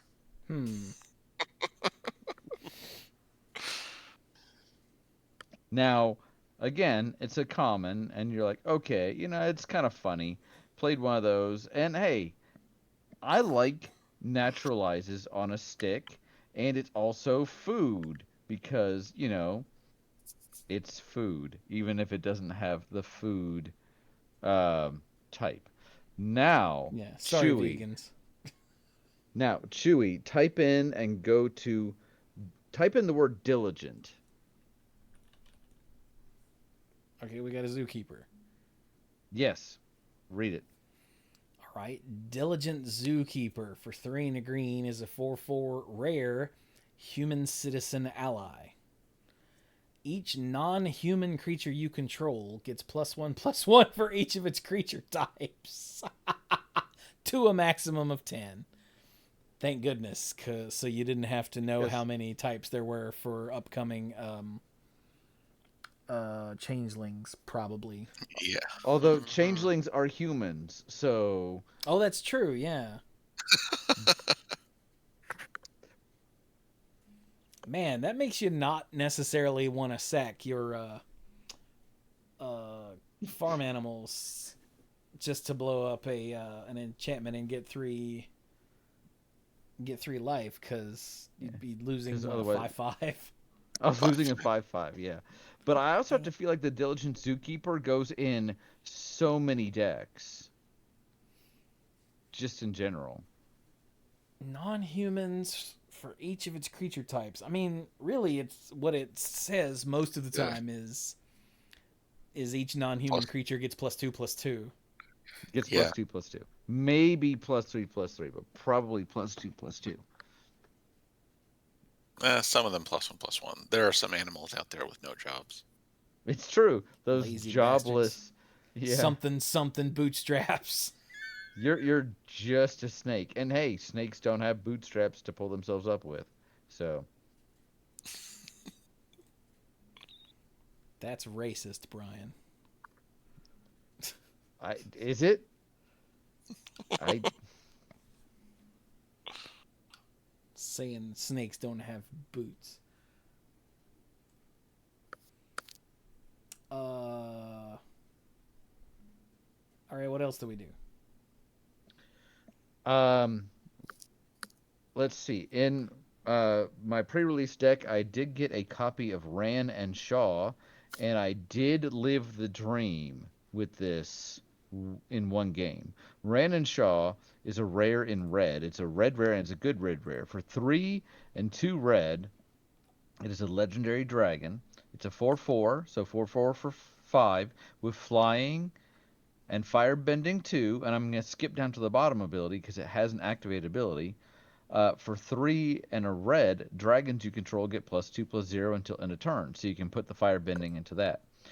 Now, when Ran and Shaw enter, if you cast them, and if there are 3 or more dragon and or lesson cards in your graveyard, create a token that's a copy of Ran and Shaw, except it's not legendary.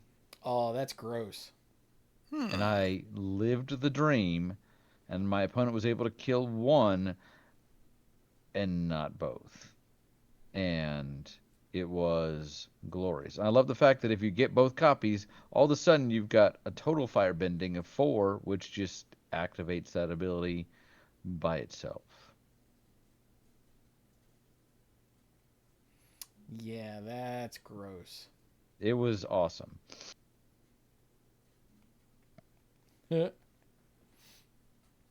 And yes, one of the lessons in my graveyard was a redirect lightning. Naturally. Naturally. Just that good. So, Dark, is there another card that kind of jumps out at you? Those are the big ones. The shrines were ones I looked at and like, oh man, that sends me back to Kamigawa.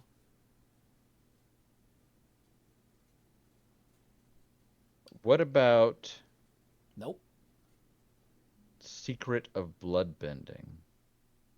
Because this is creepy and also more creepy. Yeah, that one is. The whole thing with the bloodbending is.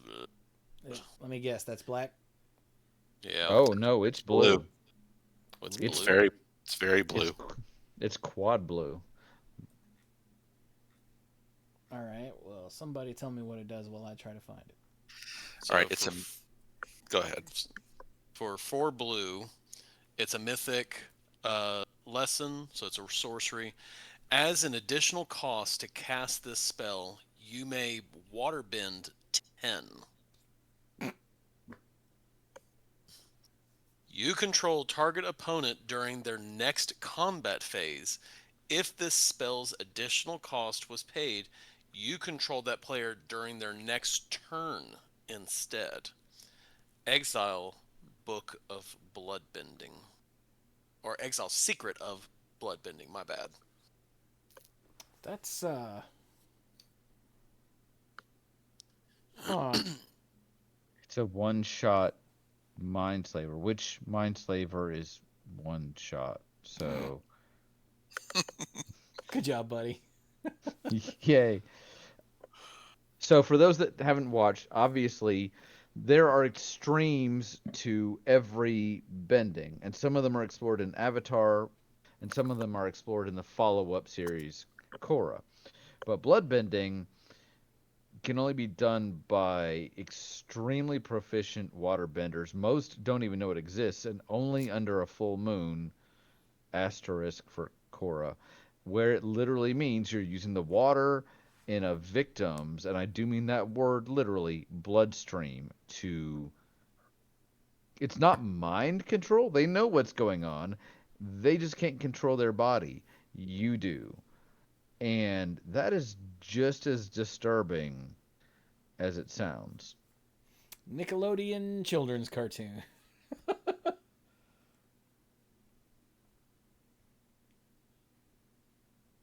Yeah. I wonder how they landed on Waterbend 10. I guess if you're gonna pay the additional cost, then you don't you don't care about leaving yourself open because you're gonna control their entire next turn. So what the hell difference does it make? Yeah, and if they were going to use waterbend for it, they would have to pump it up a bit because waterbend is so flexible with how you're allowed to do it. Could be mana, could be creatures, could be artifacts. Yeah. Like, I wonder what that number started at before they got it up to 10 and went, no, that's the sweet spot. Mm-hmm. Is the second highest waterbending value in the set. I'm sorry, second? Oh, yeah. Hey, Mike. Have you read the Blue Saga yet? Let me see. There are several Blue Sagas. The Legend of Kuruk.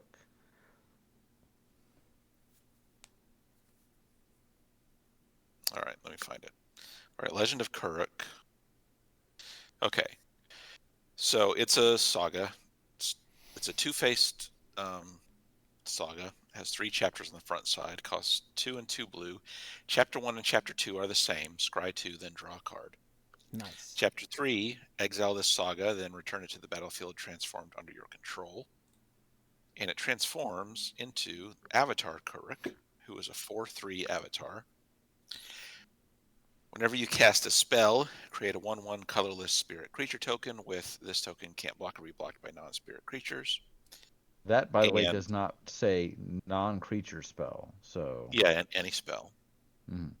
And it has an exhaust activated ability, which means it can only be activated once. Waterbend 20. Take an extra turn after this one. Oh. Yeah, what do you think you got all those spirit tokens for?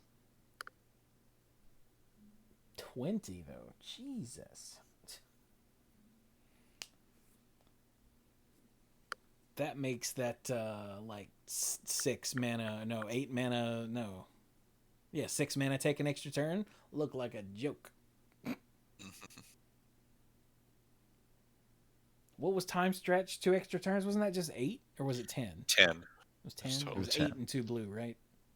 But yes. this is attached to a creature that and yeah. That also helps pump out. You don't even have to use that other ability to get a ton of value out of this. Also, for the front half, there are a lot of creatures in the set that are like, when you draw your second card for the turn, do blah. And this, for 2 turns, helps you get there. So, I guess it could be done at instant speed, but like, you didn't do anything during your turn. Like, what this says is skip your turn to take another turn. By and large, is how I'm reading it. Yeah, it takes a lot of work to get to a place where you can get the extra turn profitably.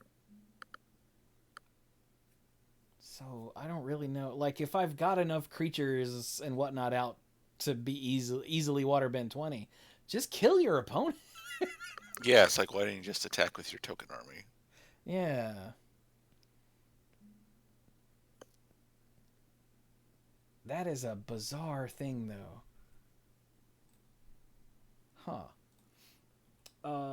You guys know we can't leave without talking about the biggest ass I've ever seen, right?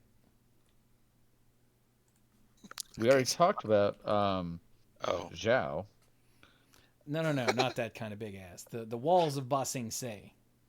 Oh, a literal big, yes. That one is huge. It is. Dirk, tell us about this booty. There is no wall in. Wait, no, wrong. There's only wall. Yeah, it is.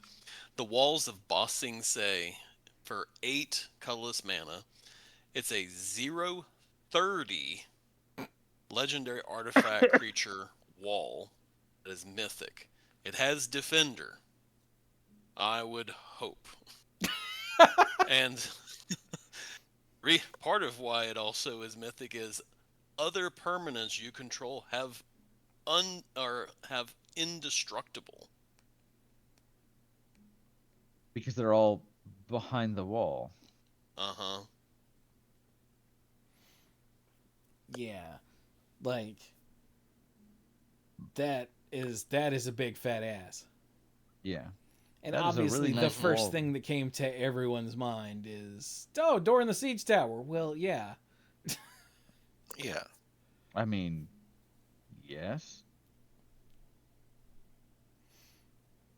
It's completely insane. It's a nice wall you got there. It would be a shame if someone were to drill a hole in it. Oh, Cardboard Look. Samurai pulled double Legend of Kuruk at the pre-release, still went 2-1. Yeah. Infinia said, I look forward to attacking with the walls of Ba Sing Se. I mean, you'd have to do some shenanigans there, but yeah. There is no war in Ba Sing Se because Oh yeah, so why the would you even walls need are to be attacking? the walls are too busy attacking everyone else. Everyone inside the city is fine.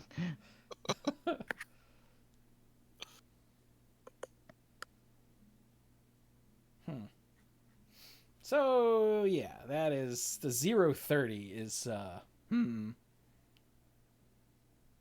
like there's a lot of stuff that care, well, not a lot, but there's a decent amount of stuff that cares about toughness size Oh yeah.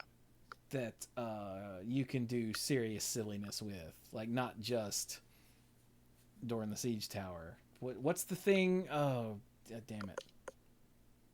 Chat, what's the obvious one that everyone was talking about in the Discord when this card was shown? I can't remember. Is it a turtle of some sort? There are turtles that have a Doran effect. Oh, I can't remember.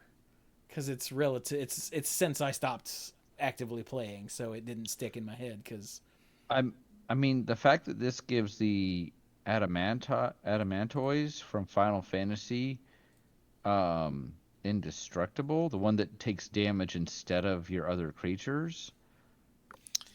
Yeah. And doesn't clear damage at the end of the turn. But it doesn't matter if it's indestructible. I guess all that damage will still sit on it, Yes. but it doesn't matter because it's indestructible.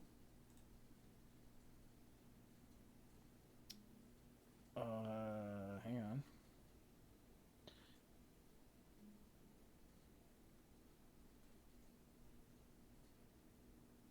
Nope. Not Ooh, finding you it. can walking bulwark it. Walking bulwark for 2. It's an 0-3 for 1 that for 2 mana, target creature with defender gains haste, can attack as though it didn't have defender, and assigns combat damage equal to its toughness. That's cool. What is that from? I recognize this. Oh, Tarkir Dragonstorm Commander. So I didn't actually recognize this at all, it turns out.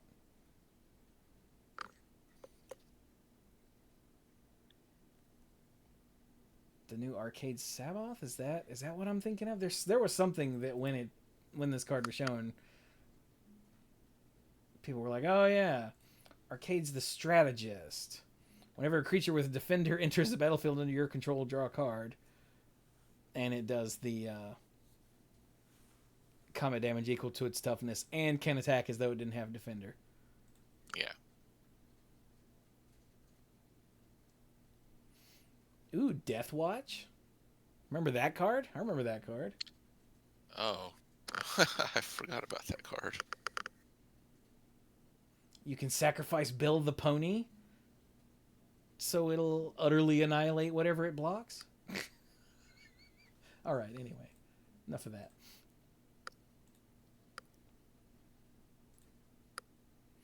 Oh well.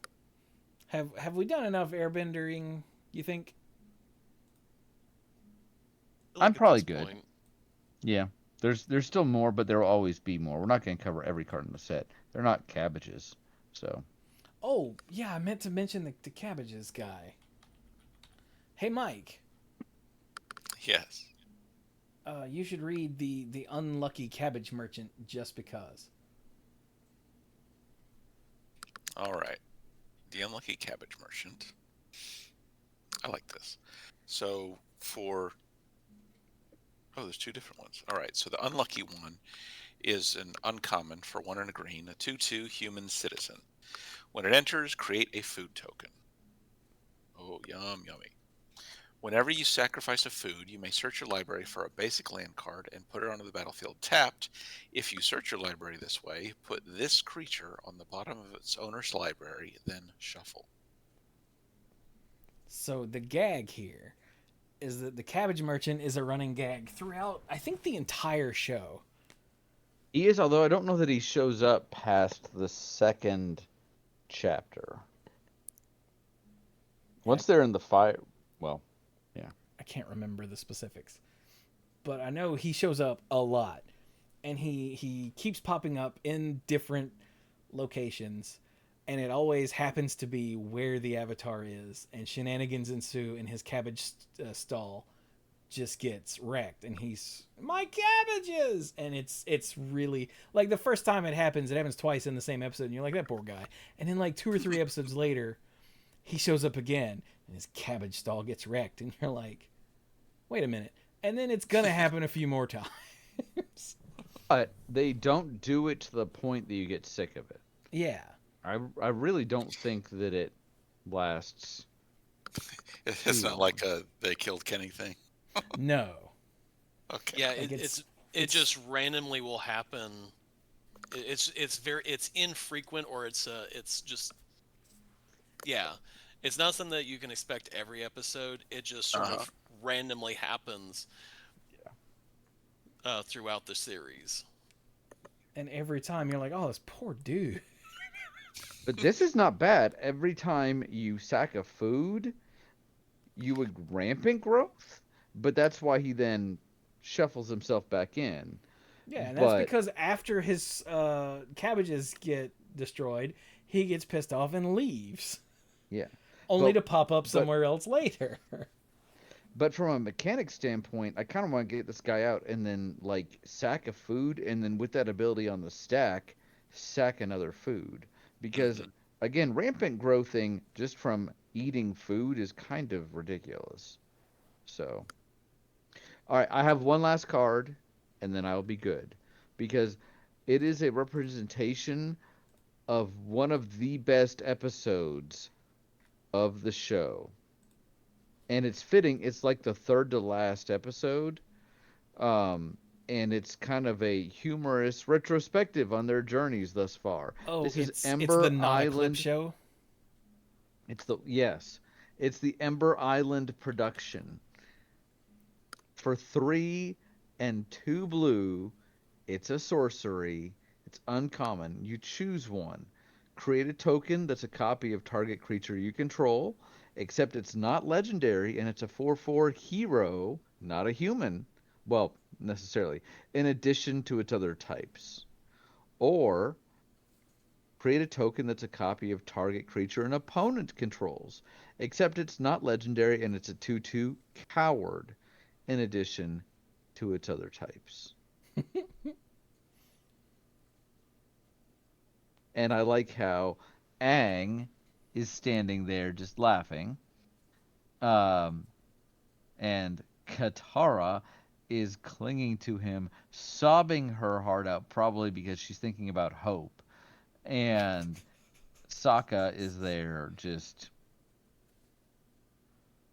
being a Sokka. But each of those names were in quotes, by the way. Yes, you got it. You got it. The and the joke here is that while they're in the Fire Nation, they go to a play about the Avatar, and it's a retrospective of the entire show so far. Yeah. But it's being used as Fire Nation propaganda, so everything's just off enough. Aang is played by a female actress, and he's like, "What?" And Katara's actress is always making speeches about how everything is beautiful and they must maintain hope. And she's like, I'm not that over dramatic. And Sokka's actor is funny, but a doofus. The only person that's really happy with their portrayal is Toph, because she's being played by the equivalent of like Macho Man Randy Savage. And she's thinking that that's amazing. If only they could have gotten the boulder.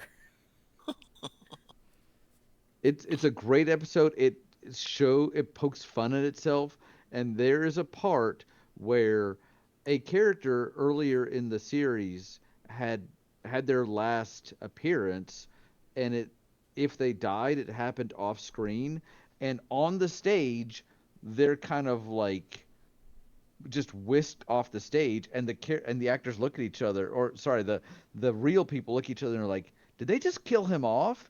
And it's because on the show they never made it clear what happened to that character, so they were very, it was very meta, and it was very self-aware, Like, and didn't they somebody go, did he die? And one of the yeah. others goes, I don't know, it was left kind of unclear or ambiguous or something Yeah, like that. yeah.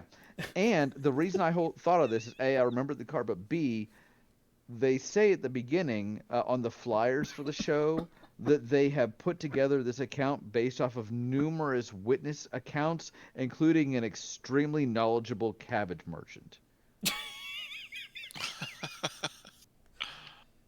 Uh, Yeah, and is that's the best place to me where I can leave it, it is because such a good show. Like seriously, well, if you haven't seen the show, you're probably not still listening. But if you haven't seen the show, Mike, I cannot recommend it enough. It is so good. And Brian, it is. you were right when I was saying, you know, if you can get through the first 6 or 7 episodes. No, it is not that many. Nope. Like it's only like Nickelodeon kid Goofy for like the first 2 and a bit. Yeah. And there's still like the, you know, moments of silliness. The comedic timing on this show, I'd forgotten just how absolutely perfect it is. Like there's a point where, like early on, where someone's telling some sort of dumb jokes and everyone stops, and then off camera you hear someone go and it's every time, and the timing is so good. This Like, show had no right being as good as it was. it really didn't. Okay, hang on. Avatar, Last Airbender. No, not the film. There we go. Who? I forgot the writers' names. Michael Dante DiMartino and Brian Konietzko. I hope I didn't screw that up too bad. Yeah, it is. They're so good. And the voices. Oh my god. Like, I pointed out to Renee, I'm like, hey, you've seen Hook, right? She's like, oh yeah, I love Hook. I'm like, Zuko is Rufio. And she's like, oh, now I hear it. Like, and Mark Hamill is the Fire Lord. Ozai. I did not catch that for so long. I think someone told me, and I went, wait, what?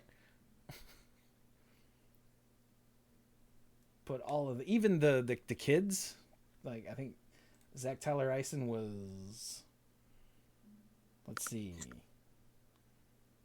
Okay, he was born in 93, and this show,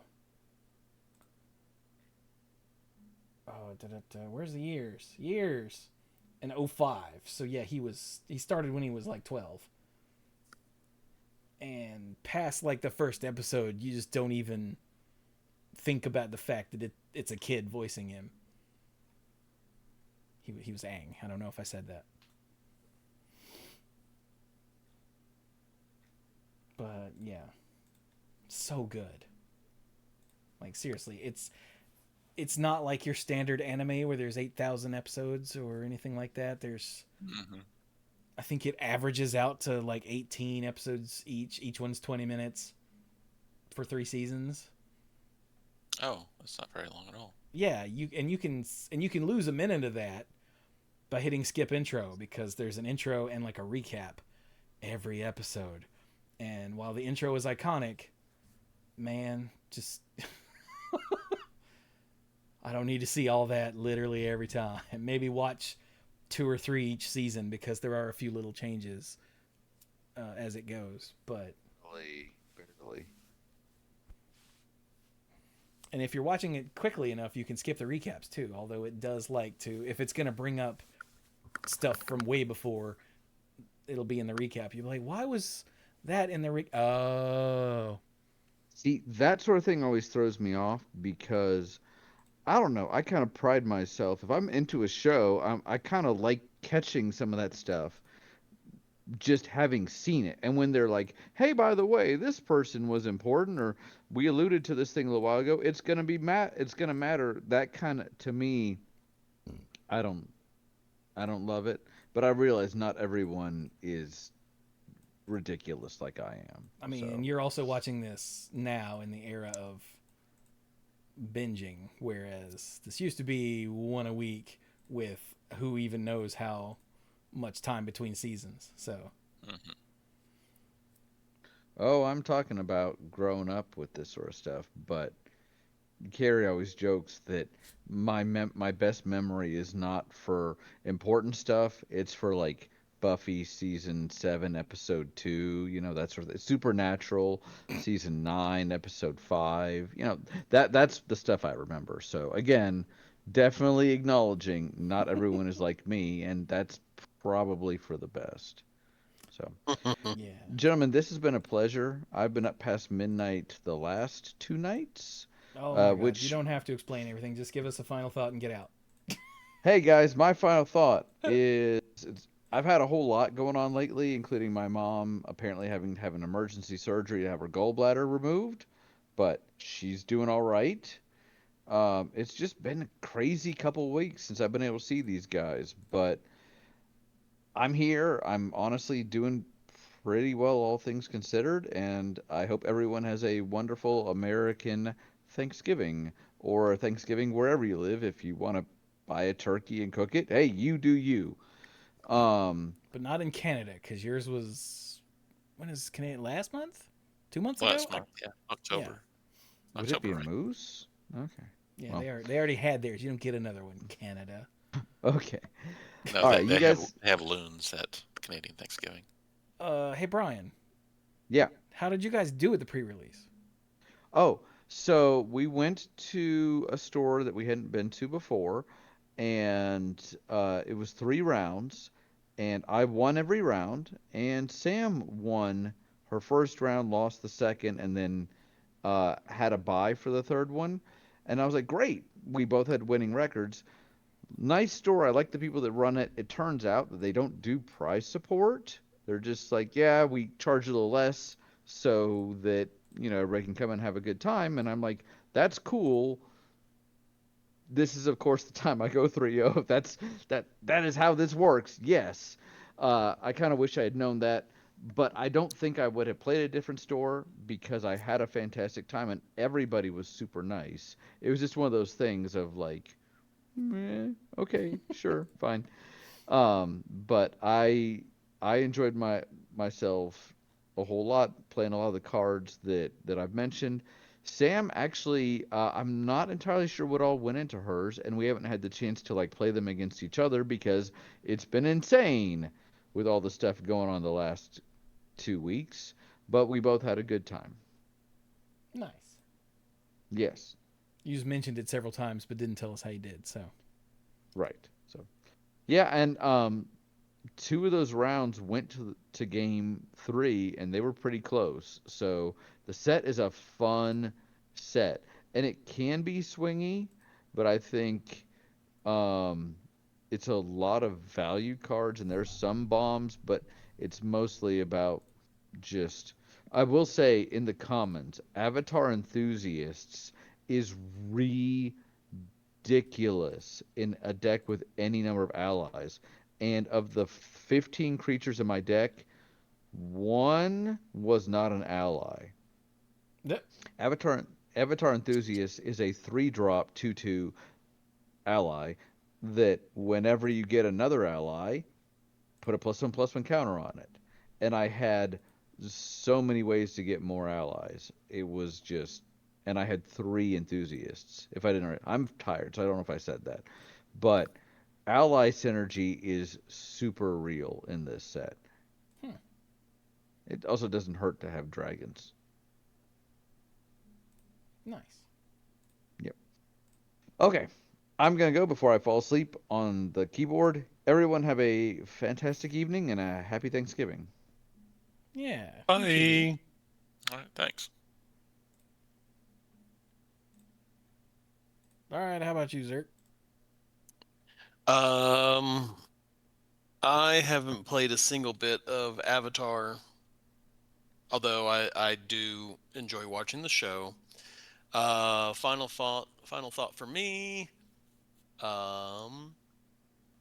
I told the guys I decided this year that I was going to participate in No Shave November, and I have definitely grown a beard.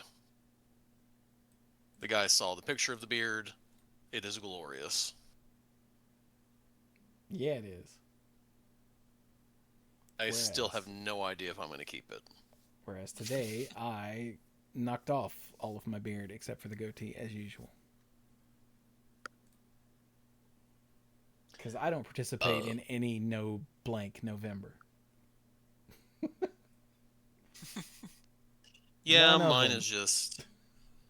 I don't really usually participate in it. But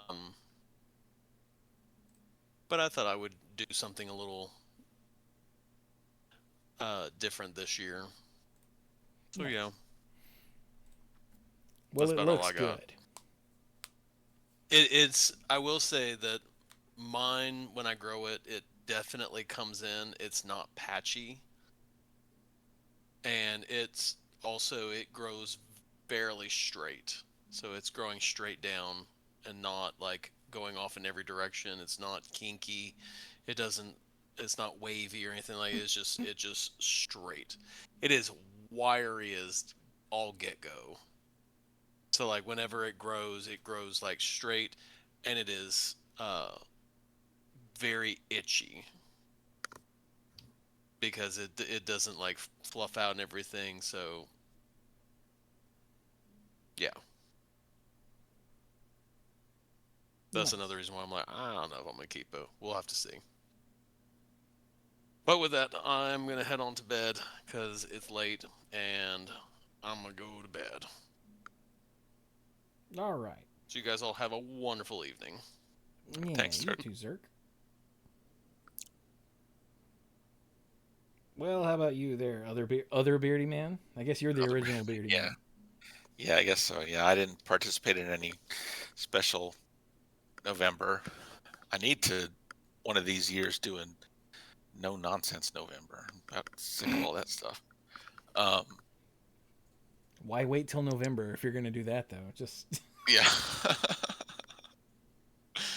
Because if it's scheduled for a specific period of time, it might actually do it. Versus just like, oh, I'll get around to that someday. Yeah, whatever. You and your nonsense. Yeah, tell me about it.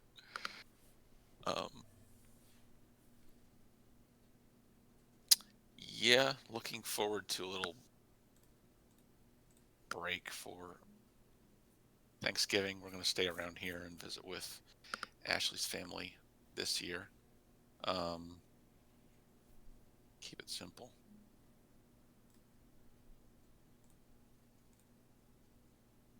Yeah, not much else going on besides that, really.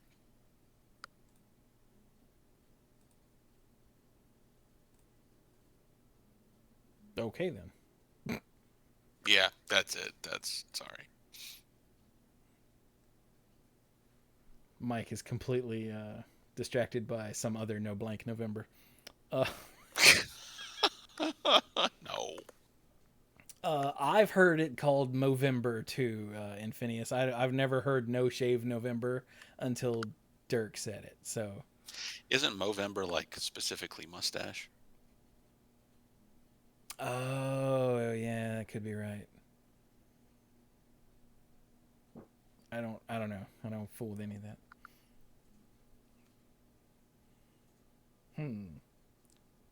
As for me, since Mike's batteries ran out, hey, I'm 45 now. Nice. Buh. My birthday was the day after we didn't record last week. And yeah, I'm older now. By a couple days, you know. I love everyone's like, how's it feel to be whatever? I'm like, same as it did freaking yesterday. Why are you asking stupid questions? And if you're one of the people that says that, stop asking stupid questions. Although, I did notice, I think my vision did get slightly worse the day after my birthday. So, like, I have noticed that my close-up vision is getting worse and worse and worse over the last several years. Like, back when Amanda and I were dating was when I first discovered it, because she had, like, a splinter or something in her foot. I don't remember what, piece of glass or something. And I was like, all right, give me the tweezers. I'll see what I can do. And I couldn't get close enough to see it and far enough away for it to not be blurry at the same time. I was like, you're gonna, because when I'd get close to where I could see it, I couldn't see it anymore. And if it'd get far enough back to where it wasn't blurry, I wasn't close enough to see it. And I was like, And I have noticed in the intervening years, that's gotten worse. So, at some point, I'm going to need to get an eye exam and get some reading glasses. Like, but not yet, because, like, the computer screen is still the right distance away to where it's good. Yes. And my phone, I can just move my arm slightly further away. And the same with books. Like, I haven't had any problems reading anything yet. Mm-hmm. But, like, it is noticeably getting worse. So, there's that. But other than that, I seem to be about the same as always. I'm still doing the same stuff. I'm still streaming Hades 2. Oh my god, what was that? I'm still streaming Hades 2 and Tales and Tactics on occasion. I'm gonna try to figure out how to get this. So I was doing the Zelda Metroid randomizer. Didn't I told you about that, right? Oh yes, you did. Okay, I remember now. I was gonna try to brute force it, and it turns out I don't have the knowledge of either of these games deep enough to do it without a tracker. And Phineas told me where to get a tracker, and he's like, you can automate it. And I'm like, no, I can't. And it turns out I think I can, but it's going to require some doing. It's not just to turn it on and it auto tracks. Nope, I've got to set stuff up and use the right core in my emulator and blah, blah, blah. So once I get all that figured out, I'm going to start a new run. So it's tracking things from the get-go. Because I could try to do it manually, but that sounds miserable. Looking at the map, and then looking at the screen, and then looking at the map, and then looking at the screen, and then checking it, and going, okay, and then reaching over and click, and doing that with every location where there's a thing. No. If I can get it to auto track, that'll be awesome. I'm going to start it, because I got stuck. My second stream was basically a waste of time. Because it's just a bunch of running. I mean, not entirely. Like, I did stuff that got me more progress, but not as much as I would have wanted in a 3-hour stream. So I'm going to get the auto tracker set up. Hopefully I can get that figured out and then play the randomizer with it, which will help because it shows you, you know, here's where you can go easily. Here's where you can maybe get to, and here's where you just can't. And so I don't get stuck like I did on my first attempt. So I went everywhere I could possibly think of in both games and could not find anything that allowed me progress. I'm like, I don't know what to do anymore. So that'll be fun. Hopefully. So yay. But all right then. With that, I guess we'll be done with this episode though. So don't forget, of course, you can go to patreon.com/themanapool to become a lifeguard. And, you know, guard some lives or whatever. Yeah. And you can get the odds and ends and the early access to the episodes and the sponsorship shout out for the Mythic Lifeguards. Let's do it in, I don't know, this order. So thanks to ALK Alters, Kim Ho, Jason Doan. I don't trust that guy. Jake Jansons, Casey, Jason Kaus. Don't trust that guy. Andrew Odie, Michael. Don't trust that guy. Scuzzo. No one should trust that guy.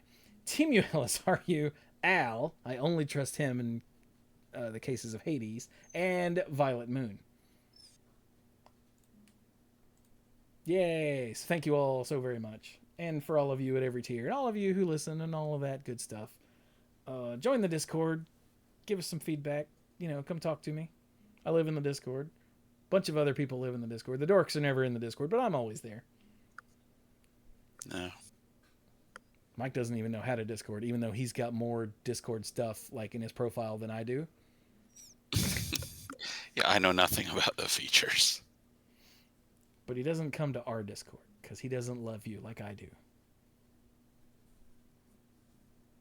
See, he didn't deny it. So...